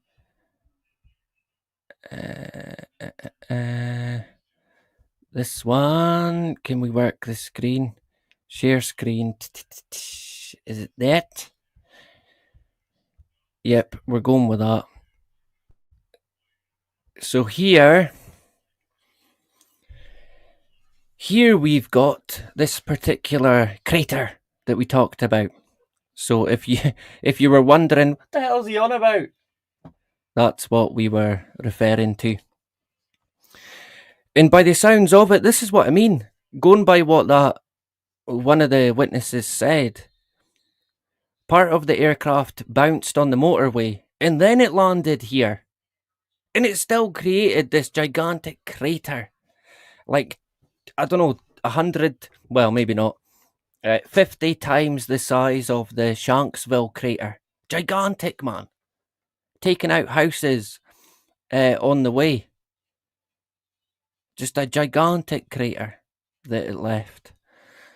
So I wanted to point that out, so you could get an idea as to what I'm on about. Look, there's comparing it to quite a big-sized house there. So 3 or 4 of them in length, possibly 3 at least. Just a gigantic crater. So I wanted to show you that one. Again, this is what I would say is probably the most common picture in regards to if you're asking someone about Lockerbie. This will come to mind. They would have seen probably, kind of assuming, I guess, but they likely would have seen this image of the cockpit. And this is what I mean. And you look at this image, right, and you can see the one half of the aircraft's cockpit. And you kind of think, so what is it being here split in two? Is the other half of it crushed or completely broken off? And you kind of get to see, because here's the bit we don't see, but it's still got the windows as well. So, I mean, I kind of feel what's caused the damage here is the damage here caused by hitting the ground. Does it appear to be, it appears to be kind of dented in the way. I don't know how well you're going to see it. But it appears to be, I don't know if part of me, I mean, I'm no expert shock horror, but part of me feels this damage might have been caused, the damage in terms of the indentation might have been caused by when it broke up. However it broke up, the sheer suction started to suck at the cockpit. It caused this deformity on it. Or was it caused by hitting the ground? I'm unsure, but I find it weird. Yeah, the windows, I find that strange. I think, how can they... I mean, would they not have been blown out? And you know, when I was looking at... when I was looking into how an aircraft might react in certain incidents of disaster, and seemingly, I shouldn't laugh, but seemingly there was an incident once where a window in a cockpit blew out, and it soaked the pilot, and he was like stuck in the window, and I shouldn't laugh, but the rest of the crew had to hold the guy until they landed the aircraft. And I thought, fucking hell, imagine that. Or what did you do at work today? Well, funny you should ask, right? Yeah, talk about a pressure on the job. That's a whole new meaning of pressure on the job. But I thought, I mean, yeah, it might be worth looking into that particular story, but I thought, bloody hell, man. Because part of me does think, well, I think them windows would have been... I mean, seemingly the bomb was not far away from the cockpit. Would the windows not have been blown out by such an explosion? I mean, I guess you could say, well, they're going to be hard to bloody take off them windows, right? It's not going to be simple, but an explosion in close vicinity, the damage in my mind, it just doesn't, it's not computing, it's not adding up to what I think it should be if there was if the official story is anything to go by. So we keep looking into it. Sometimes maybe I'll even kind of look over it, things again, because I've learnt that in the past where I'll be watching or listening or reading, and then I'll read that particular thing again, and I'll think, bloody hell, I never even noticed that before. Is that just me? Just me, right? Okay. Probably just me. So that image caught my eye. I thought, how is it like that, man? I just don't know. I would have liked to have known what people thought on the day when they seen this getting picked up. I mean, the windows look broken. Most of them look broken. But it just somehow in my mind it's not quite making sense, to be honest. Shock horror. Shock horror, right? So let's go to eyewitness reports suggesting a collision. So we're going to expand on that. Then we'll expand a wee bit on, not much on CCTV. And then I think we might be done after that. What are we at now? 1:45. Yeah, I think we're not too bad time-wise. Famous last words, right? So we're good to go. I hope everyone's doing well. Good to see everyone. What are we on? Wednesday. I think it could be Sunday that I'm back. But I don't know. Hey, time will tell, right? In the near future anyway. But I'm thinking, will I be back before the weekend? Possibly. But if not, either Sunday or Monday next week will be probably NASA Mooned America. And it's a great book, man. Honestly, you're gonna like it. Quite an old book, so we'll give it the benefit of the doubt. But in terms of exposing NASA, yeah, it's great. It's a great book, and it is available for free on Archive if you want to look at it. I shouldn't be telling you to now. Just wait, right? Wait until I cover it, and then you can look at it. It's by a guy called, his second name's Rene, Rene. But I'm forgetting his first name. Bill Cooper did cover it as well. And he thought it was a good book, and to be honest, good. It's more than good. It's a great book.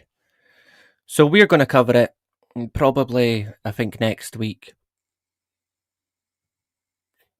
And like I pointed out, it'll probably go on for 2 or 3. Well, hey, how long's a piece of string, right? Take your pick.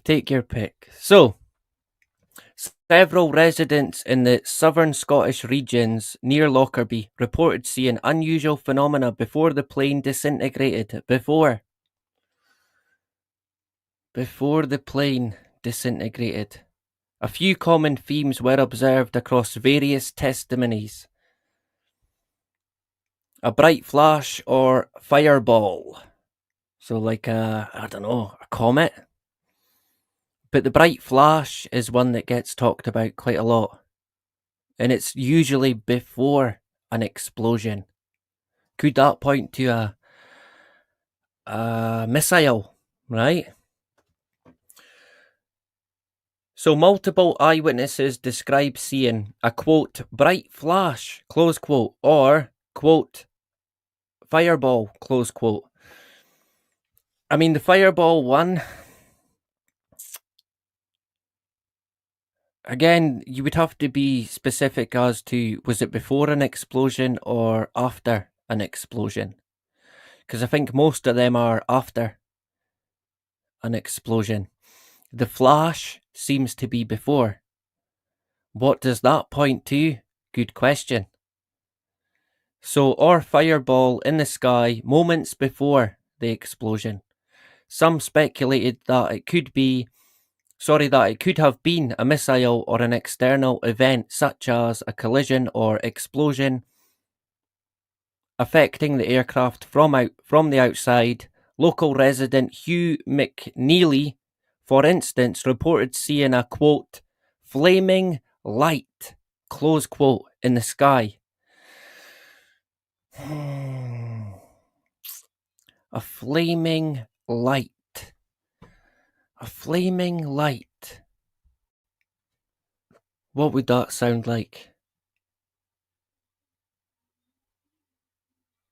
I mean, is he referring to the aircraft? Would you... I'm sure you probably wouldn't refer to an aircraft as a flaming light. So here we've got a name. And again, what did he specifically mean by a flaming light? Is my question there. A few individuals also mentioned seeing a second object moving towards the plane.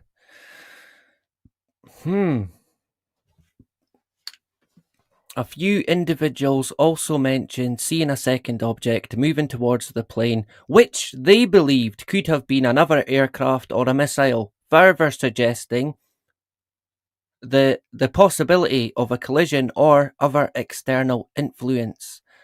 Witnesses reported seeing a second bright object or a light trailing Flight 103, and some speculated that it might have been responsible for the explosion. A light trailing Flight 103. Yeah. I wonder, would a passenger aircraft be able to see a missile on a radar? I'm unsure. I don't think they would. I don't think they would see it. And I mean, going by the black box, there was nothing to suggest. I mean, if it's anything to actually believe, of course. I mean, they tell us this. But they said there was communication, then it just went off, and that was it. There was no mayday, there was no distress, there was nothing like that. If that's to be believed, of course, right? I mean, we've got to take their word for it. I don't think it's ever been released, any recordings of the flight whatsoever. That could be one that could possibly warrant a freedom of information request in terms of trying to get the audio from the plane. It could tell you something very different. It could tell you something very different.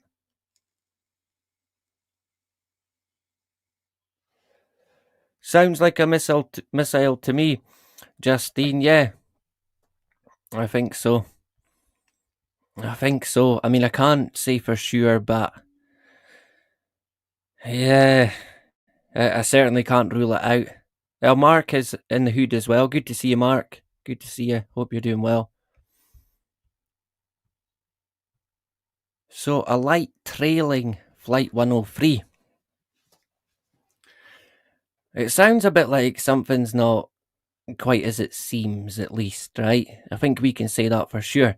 David and Margaret Waite. Is it Waite?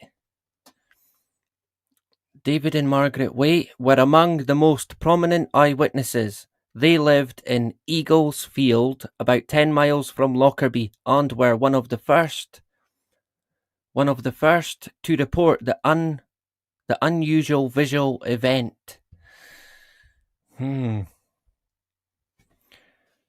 Waits stated that they observed an aircraft in the sky that appeared to be on fire before it disintegrated. According to their account, they saw a bright object trailing smoke, which they thought was a plane, burning up before it exploded. And again, that would merit a bit more clarification. To be kind of absolutely sure as to what's being said here.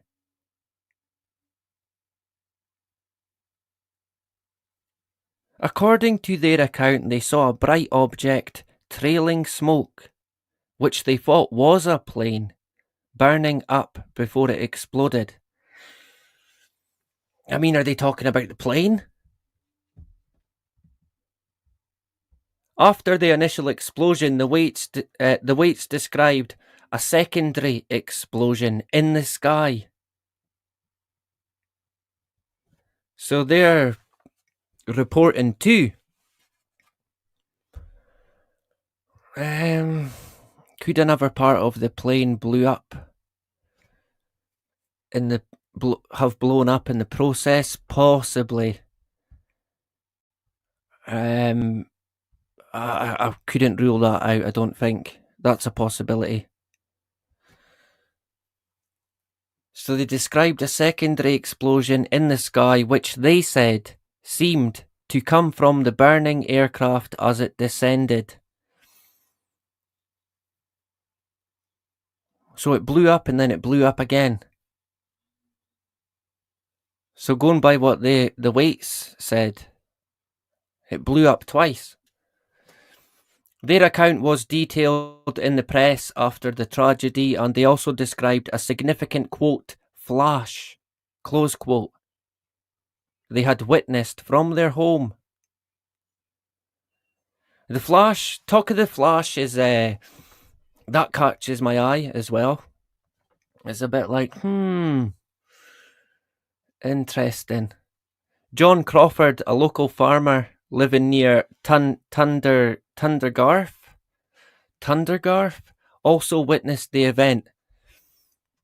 Crawford reported seeing a, quote, bright flash, close quote, followed by what he described as an explosion, with wreckage falling in an odd trajectory. I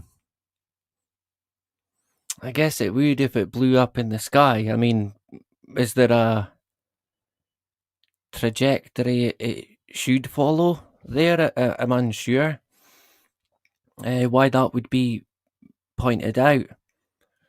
He described the plane's movement as irregular and inconsistent with the typical flight patterns of an aircraft in distress. But it wasn't in distress. Seemingly, there was no distress put out. No mayday, not a thing. No smoke signal eventually, but... So why would you... I find that strange. Why would someone describe its movement as irregular, an odd trajectory? Irregular and inconsistent with the typical flight patterns of an aircraft in distress. Crawford's account added another layer of complexity as it hinted at something unexpected influencing the aircraft's flight path before its destruction. I mean, that in itself would add possibly another theory in regards to who had control of the aircraft at the time.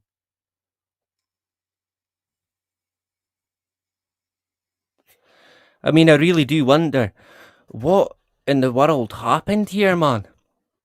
Honestly. What actually happened? Anybody want to take a crack at it? I'll tell you. Crawford's testimony echoed other reports suggesting that the plane's descent did not follow the expected patterns of an aircraft experiencing mechanical failure. Some of these reports fueled speculation about an external cause.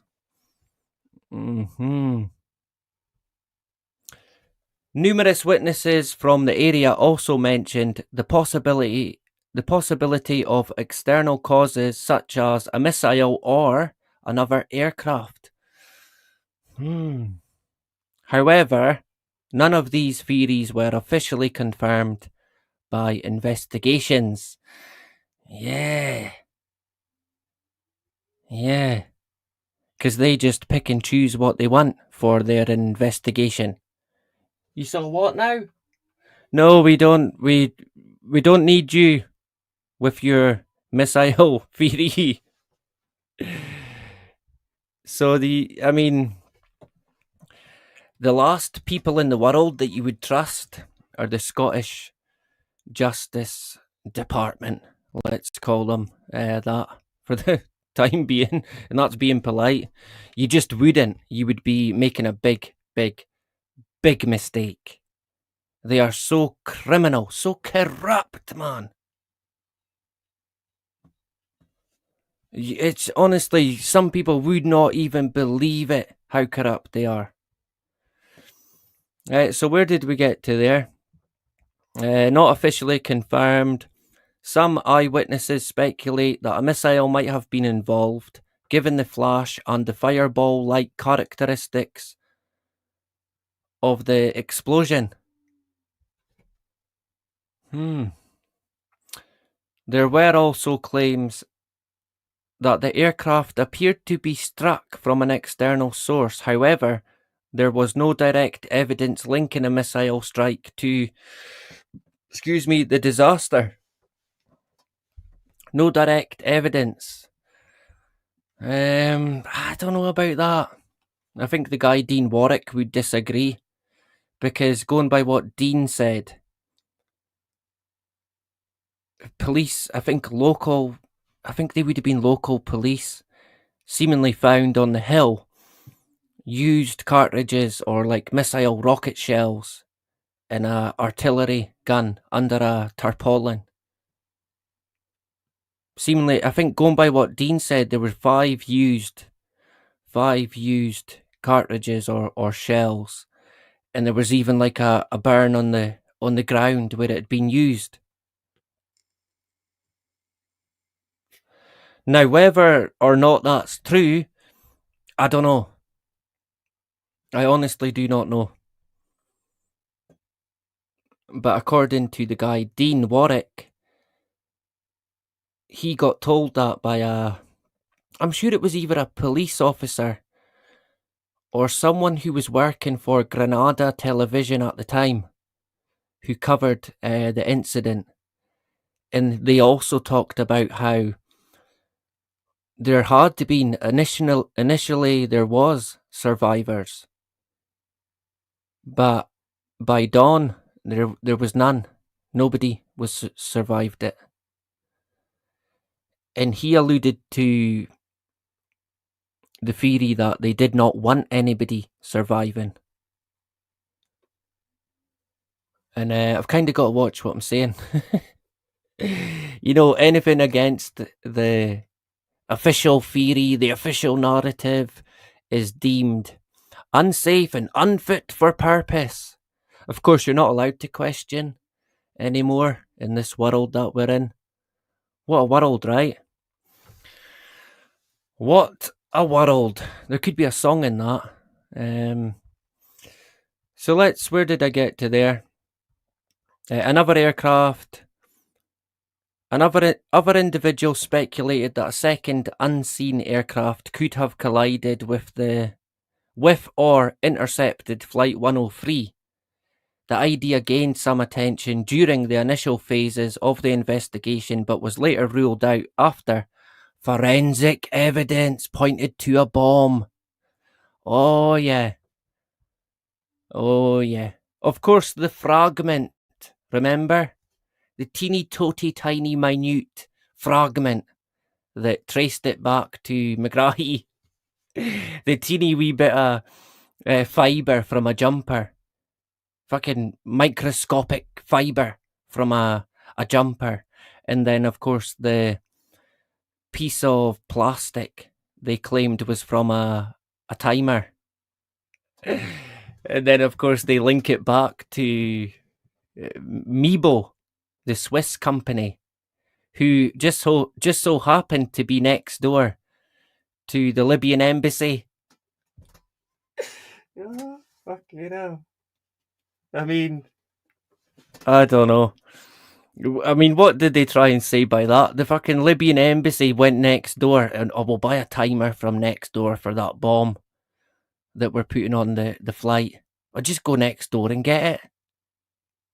I mean, yeah, you do get stupid people, but come on, man. It was like, it's quite comical, but in a sense as well, it's not funny.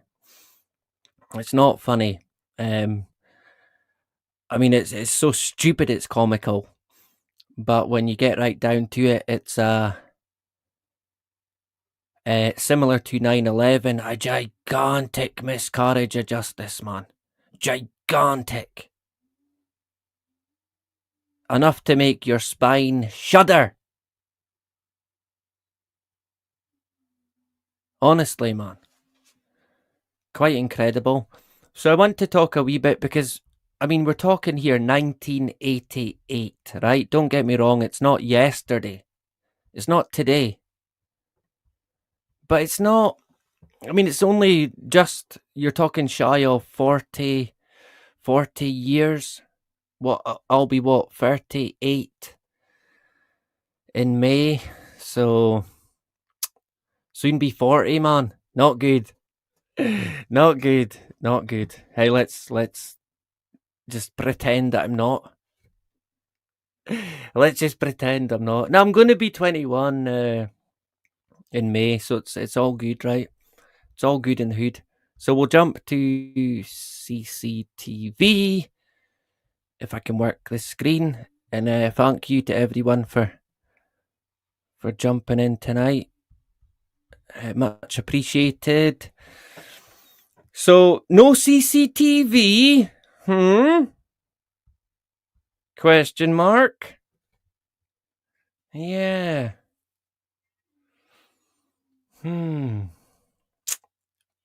Again, yeah, okay. People are gonna say, look, it was 1988. Right, but yeah, that's gonna be the excuse for it. Because there's none whatsoever. Not even nothing.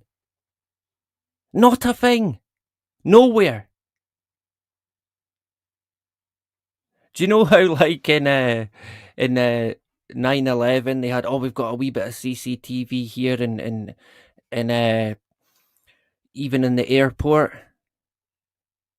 you've got CCTV footage. The guy 9/11 planes research, he shared it. You've got all people going on. I think there was a video of the supposed bombers, but I mean, that was dodgy, that one. I don't know if you've seen the video, but it was like, I don't know, it didn't look, it looked like a fabrication to me. It was so grainy and just terrible footage, man. So bad. So, I mean, even the CCTV we do get in these occasions, is it worth anything? Probably not. Probably not. But in Lockerbie, we've got none whatsoever, man. And I kind of think, fuck, they didn't even bother making one up. No, we don't. We don't need it. We've got the fibre. We've got the fabric, the minute microscopic fucking fabric of jumper, and we've got the timer. So, what else do you need, right? I mean, they had the patsy. That's all they needed is the patsy. And the deals got made.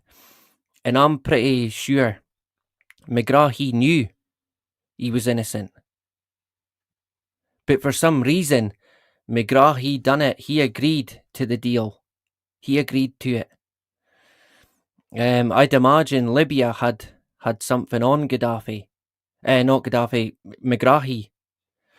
Because when Megrahi got handed over, Libya got sanctions released for all the good it done Gaddafi in the end. But they got reprieval.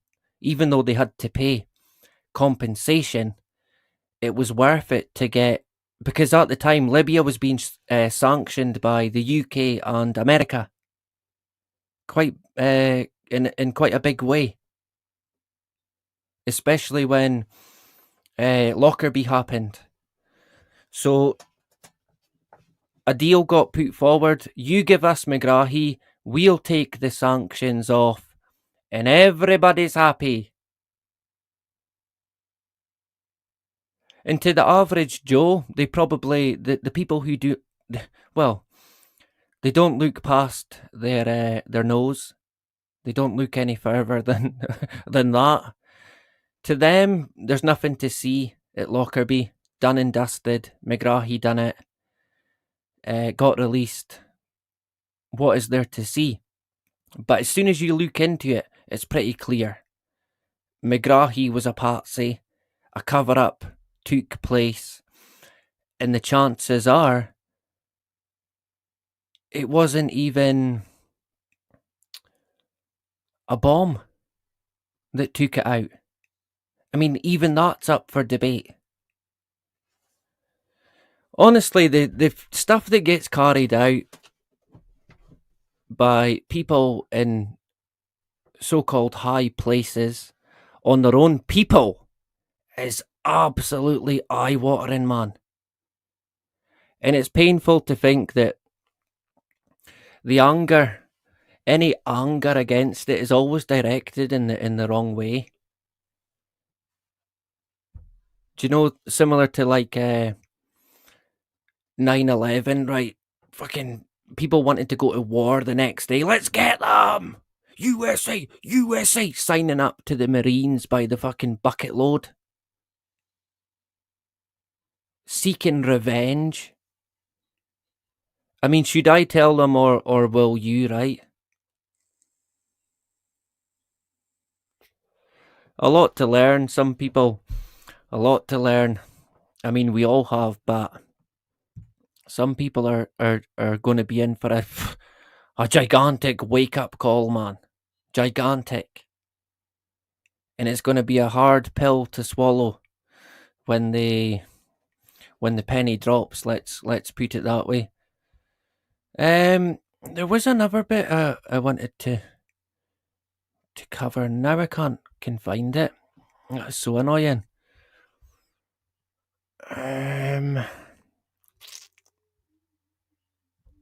Where did I put it? I'll try and find it. So the investigation into the Lockerbie bombing examined security logs and baggage records from Malta. So Lacue Airport, Frankfurt Airport, and London Heathrow. So 1, 2, 3, quite big, well-used airports. No CCTV was ever found or released showing the bomb-laden suitcase being loaded onto any flight. Nowhere over the 3 airports, man. The 3 of them.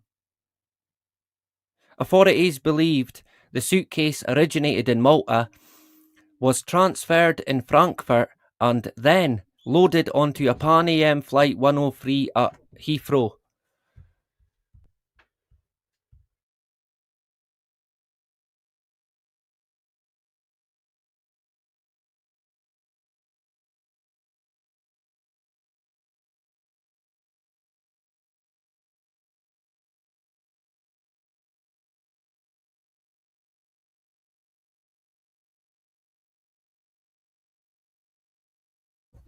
Right, we're back. We're back again. We were muted there. We're back. All good in the hood. We're all good. Where did we get to? So yeah, you're talking 3 quite big airports. However, no surveillance footage confirmed this, and some later questioned whether the bomb could have been introduced directly at Heathrow, especially given a security breach. Say what now? A security breach at the baggage area the night before the attack. So the night before, Heathrow is basically broken into. And people don't bat an eyelid. No, nothing, nothing to see there, right? And of course, CCTV, if you look at, because I know people are going to say, well, it's 1988, duh. But CCTV came out in the 1950s, and it was widespread and affordable by 1988. It was widespread and affordable by 1980. So to say, oh, well, it was 1988, I don't think you can say that. I think there would have been, there should have been, and there probably is CCTV footage out there. The thing is, they don't want us to see it because it won't match their theory, which is the suitcase, the magical suitcase that went on, that McGrahy put together, seemingly. So there's a lot to not buy. I mean, I just find it's very fitting for them. It's very fitting for them in terms of their narrative, but I think we would. I think the bottom line with CCTV, I think, is they're not showing us because it would show us that nobody placed a bomb on it. So why even waste their time at bringing it up? They've just completely not even mentioned CCTV. Nowhere. In none of the investigations. And I did try and look at any potential CCTV. Again, it would be one for probably a freedom of information request, but I did look at, I mean, again, yeah, 1988, but some work premises, possibly private property might have had CCTV that might have picked up the incident happening, but I can't find any. I can't find any. Part of me thinks there isn't, given the time and what have you. Of course, if it happened today, you would be pretty much guaranteed someone's picked it up on CCTV. But again, 1988 is pretty much a different world, right? Let's face it. So we'll expand on the security breach, because that caught my attention. So the security breach at London Heathrow Airport the night before the Lockerbie bombing occurred in the baggage area of Terminal 3, where Pan AM Flight 103's luggage was handled.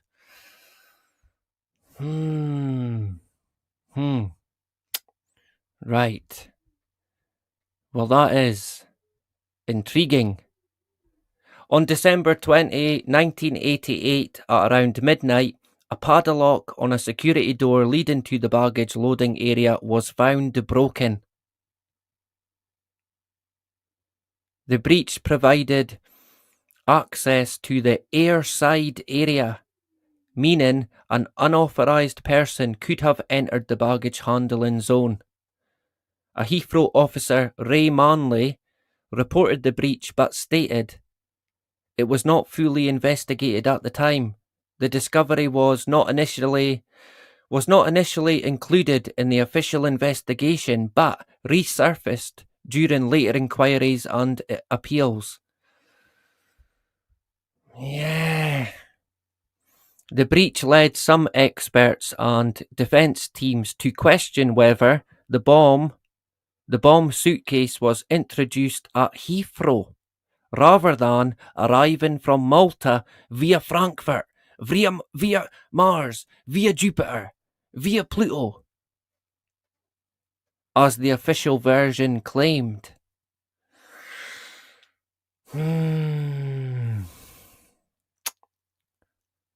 Interesting. Because that kind of says, well, it got broken into, and it was not a random break-in. Like, oh, there's a shop in there and a safe. It was broken into by, possibly by someone who had a particular motive, a particular mission. Interesting. So I can't rule out a bomb being put on, but I also can't rule out a missile being used. But on top of that, I can't rule out both taking place. I just can't. Not at this very particular time. The more I look into it, I might find a wee bit more, but for now, the thing we do know is the official story cannot be believed. Shock horror. Imagine that, right? What a turn for the books. But the question would be, what really happened? And I can't rule out a bomb, and like I said, I cannot rule out a missile. And I think it definitely merits further investigation, possibly the use of a freedom of information request. Possibly. Do we go down that road? I don't know. Possibly. Right? But we'll come back to it. I'll look into it a wee bit more, and then we'll come back to it. Where's the... Let's go back. Share screen. Actually, I'll show you. Here's the... And this is directly from the evidence used in the court for Shanksville. That's the crater caused by the whole aircraft nosedived into the ground. Look, you can see a guy there. So you can kind of make I mean, you can see the difference in size. And this is seemingly the whole aircraft, not just a section of it. And we're meant to believe that after looking at what damage was done at Lockerbie by a broken up aircraft. I mean, talk about an insult of human intelligence. Is there such a thing? Probably not, let's face it. An aerial view of the impact site and debris field taken early in the investigation. The white specks are debris. So you've got wee bits dotted about, and that's it. Like it's been just scattered about. I mean, how anybody can buy that, I just do not know, man. Honestly. It's so blatant that they're not telling the truth there. Of course, Shanksville would be flight 9093. And of course, the story is people on board. I mean, it's portrayed as a hero. The hero flight. The flight of heroes. Because they got wind. Well, they knew what was going down. Seemingly someone got stabbed. And they were dead, or maybe dead. They didn't know. And they were all put to the back of the plane, which would be kind of dangerous in terms of the balance and the weight of an aircraft and how you can control it. So that caught my eye. I thought, no, I don't think you would do that. I don't think that would be a good idea. But they all seemingly got squished at the back of the aircraft, and they decided, seemingly there was a vote I don't know how they worked this out, but seemingly they had a vote, and they voted to take down. Yeah, let's roll, let's go, let's roll. Yeah, Katie knows. Let's roll, they said, and they seemingly stormed the cockpit. But obviously, going by the official story, they were unable to control the aircraft, and it just nosedived right into the ground. I think the terrorists just right down into the ground. That's the story they put out. So they're portrayed as heroes, and it's one of these ones, man. It's a really deep rabbit hole to look into. Flight 93, because it's got characters like Barbara Olsen, and I mean Barbara herself is a gigantic can of worms. Never mind on top of Flight 93, and Barbara kind of well connected to the Clintons as well. I think she wrote a book on Hillary Clinton. It didn't quite portray Hillary in a good way, I don't think. Oh, what was it called again? Oh, I can't remember, but I mean, it would deserve a stream on its own. The whole Flight 93 scenario. So I thought I'd show you that because when you looking at what we've just seen from Lockerbie, and you compare it to Shanksville, it's like, come on, man, who are you trying to kid, right? Who are you trying to kid here? So I'll take you back to quickly. We'll recap on what's coming, then we'll call it a day.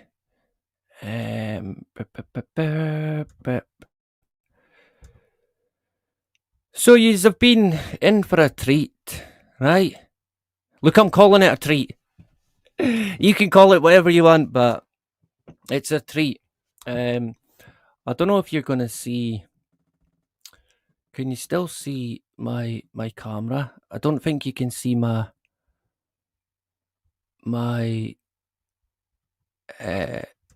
poster that I've got.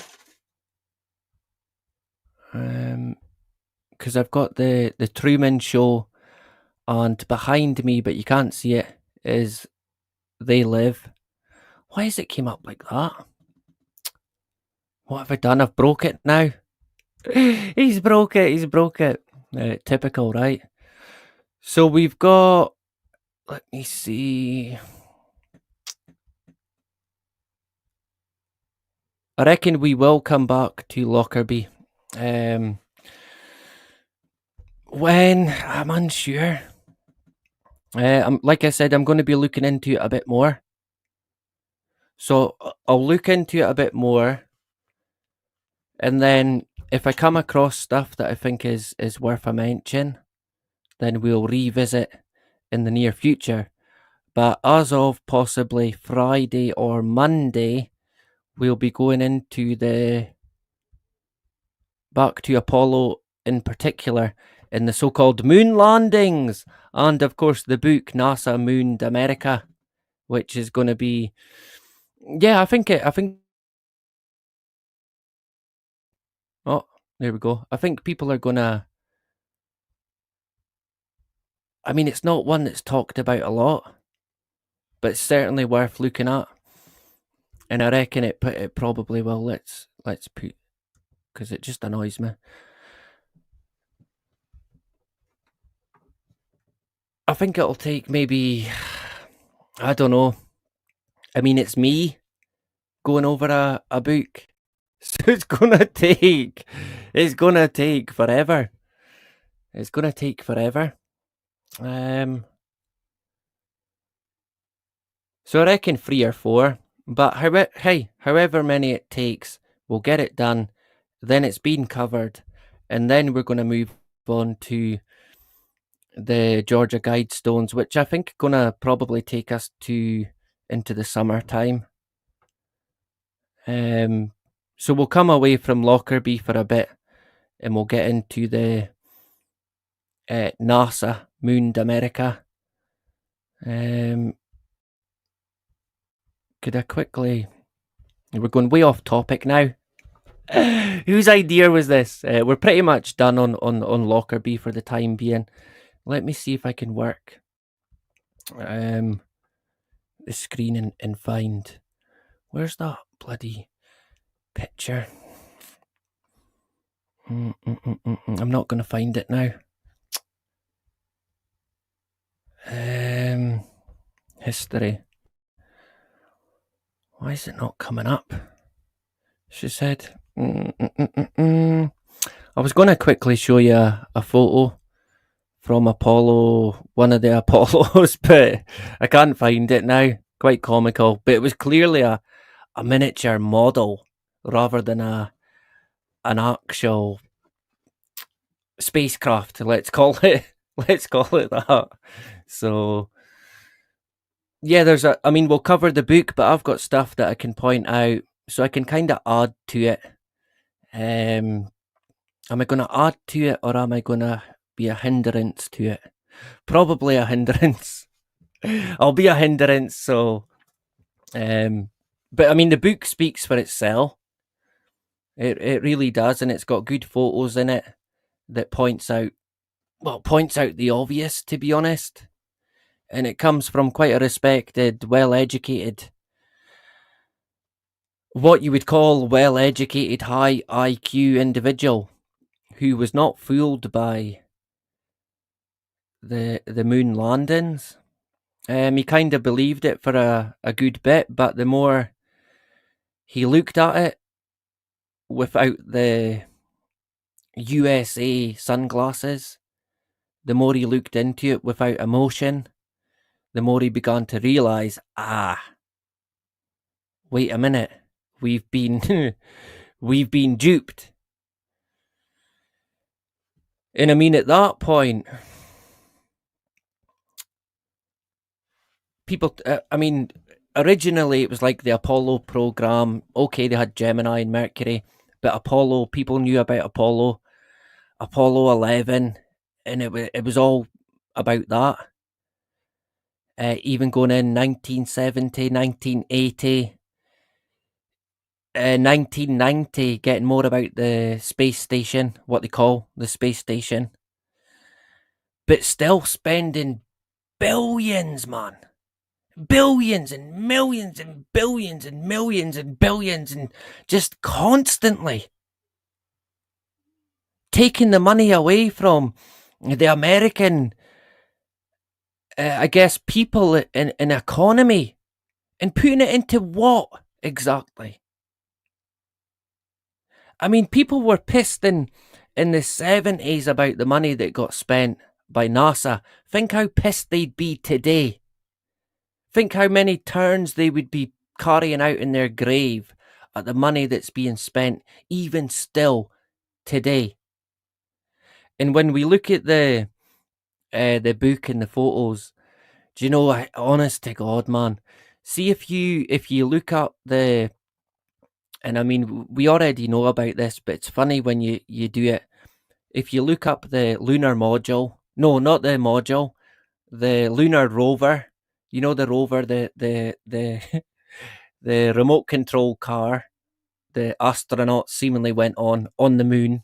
I mean, if you believe that, you're driving on the moon. If you believe that, you believe anything, man. Honestly, you would believe anything. But see, if you look at this car, if you get the actual model and look at it, I mean, a kid could have made it. A kid. It's like a vehicle that you could have put together from scrap in your yard. In a couple of days, just boom, there you go. Put a wee sky dish on it. Boom, Bob's your uncle.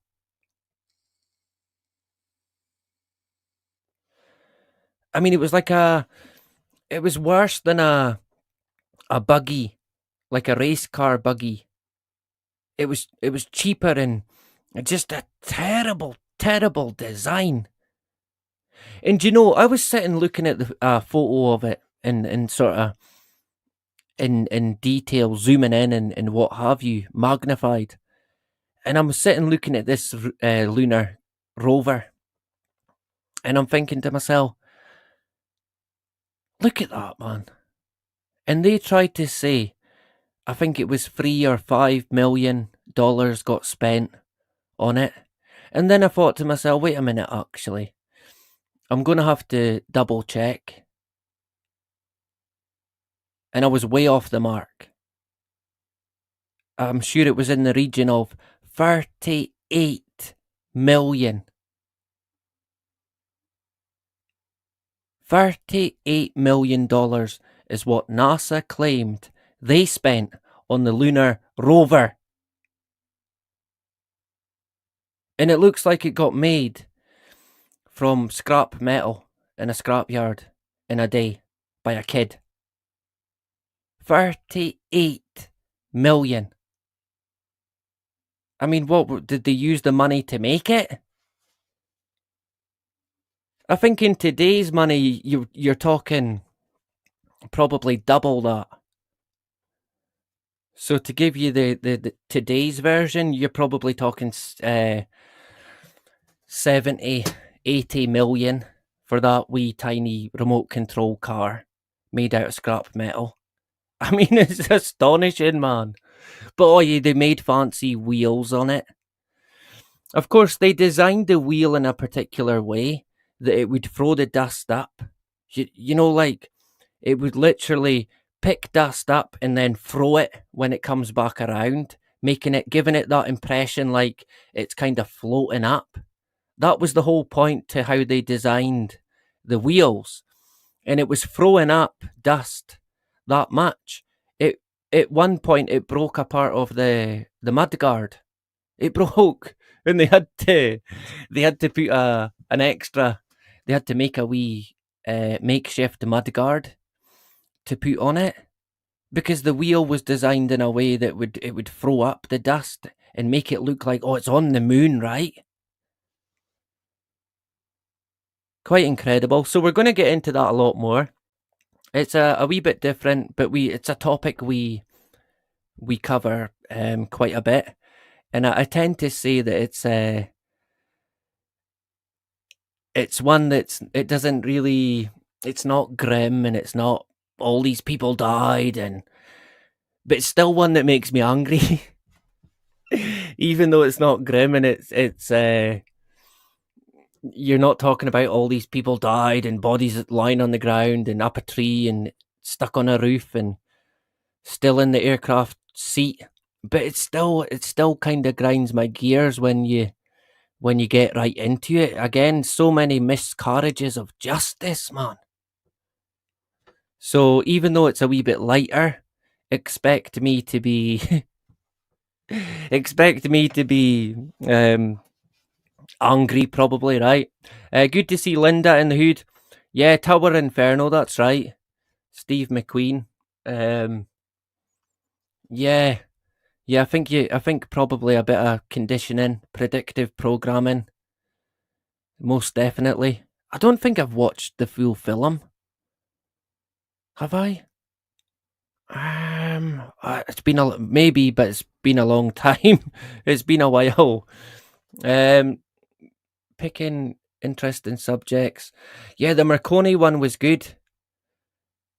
Dunblane is one I do, but I'm also I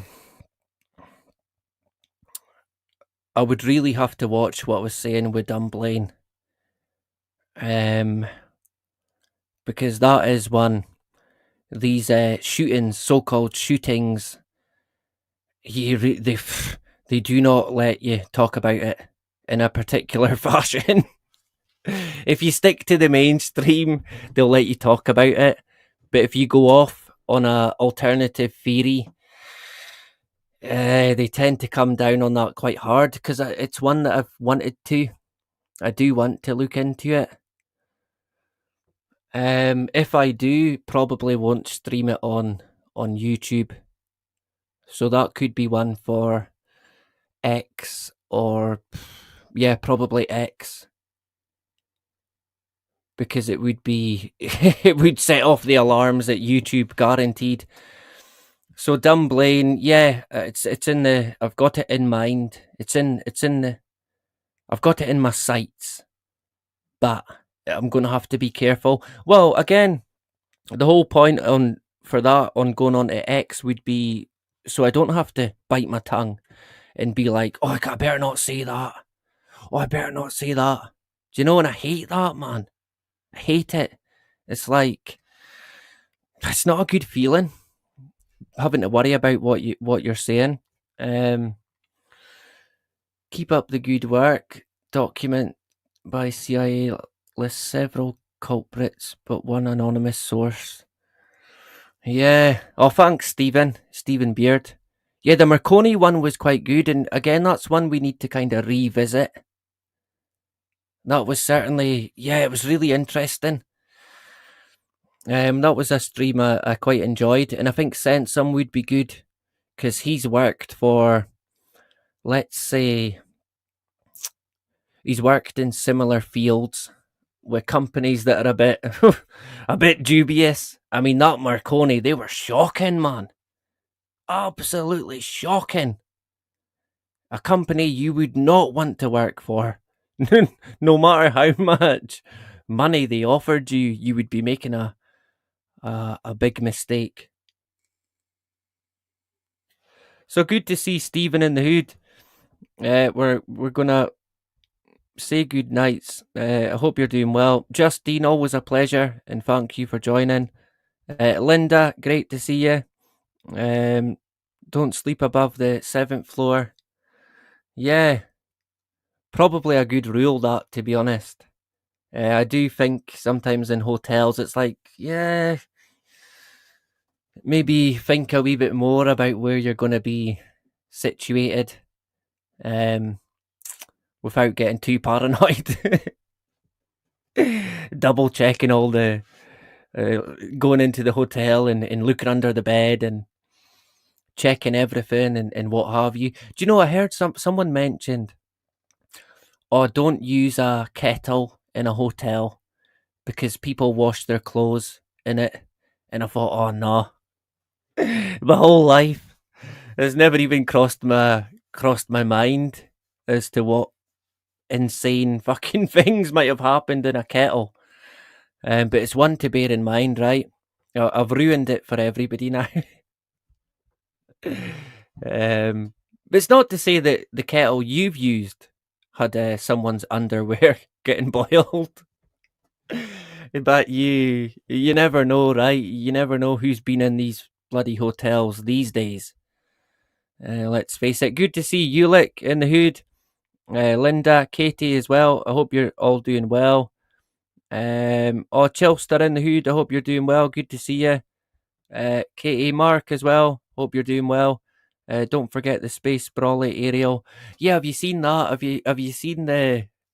There is talk now about sail satellites that have got sails attached to them. Fucking hell.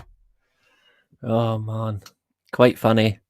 I think this year we might hear a wee bit more talk about this fantasy about going to the planet Mars. Yeah. Here's a question. Has anybody ever observed Mars as a planet? Answers on a postcard, right? Not as a light, not as a flash, as an actual solid planetary object. Well, NASA, of course. Yeah. Me or you? Probably not. Of course, we've not got the technology, but they've got the technology, right? Good to see Mark in the hood. Justine, Chilster. Yeah, good to see everyone. Fried Mars bar. You mean a deep fried Mars bar? If you're gonna come in here, at least get it right. At least get it right. Deep fried. Of course, every single food item in Scotland is deep fried. Do people not know that? I mean, come on, where have you been? Where have you been, right? So I hope everyone's doing well. I'll see if I can find a tune to go out in. I'll play my American sort of upbeat The Mavericks tune. Have I still got it? I think I have. It's a wee bit more upbeat. We're trying to keep it upbeat. That's the goal. Keep it upbeat. In the face of it all, we stay strong. Deep fried in Buckfast. Now there's an idea. There is an idea. This time next year, man. Millionaires. Swimming in deep fried Buckfast. Yeah, that is an image. So good to see everyone. I hope yous are all doing well.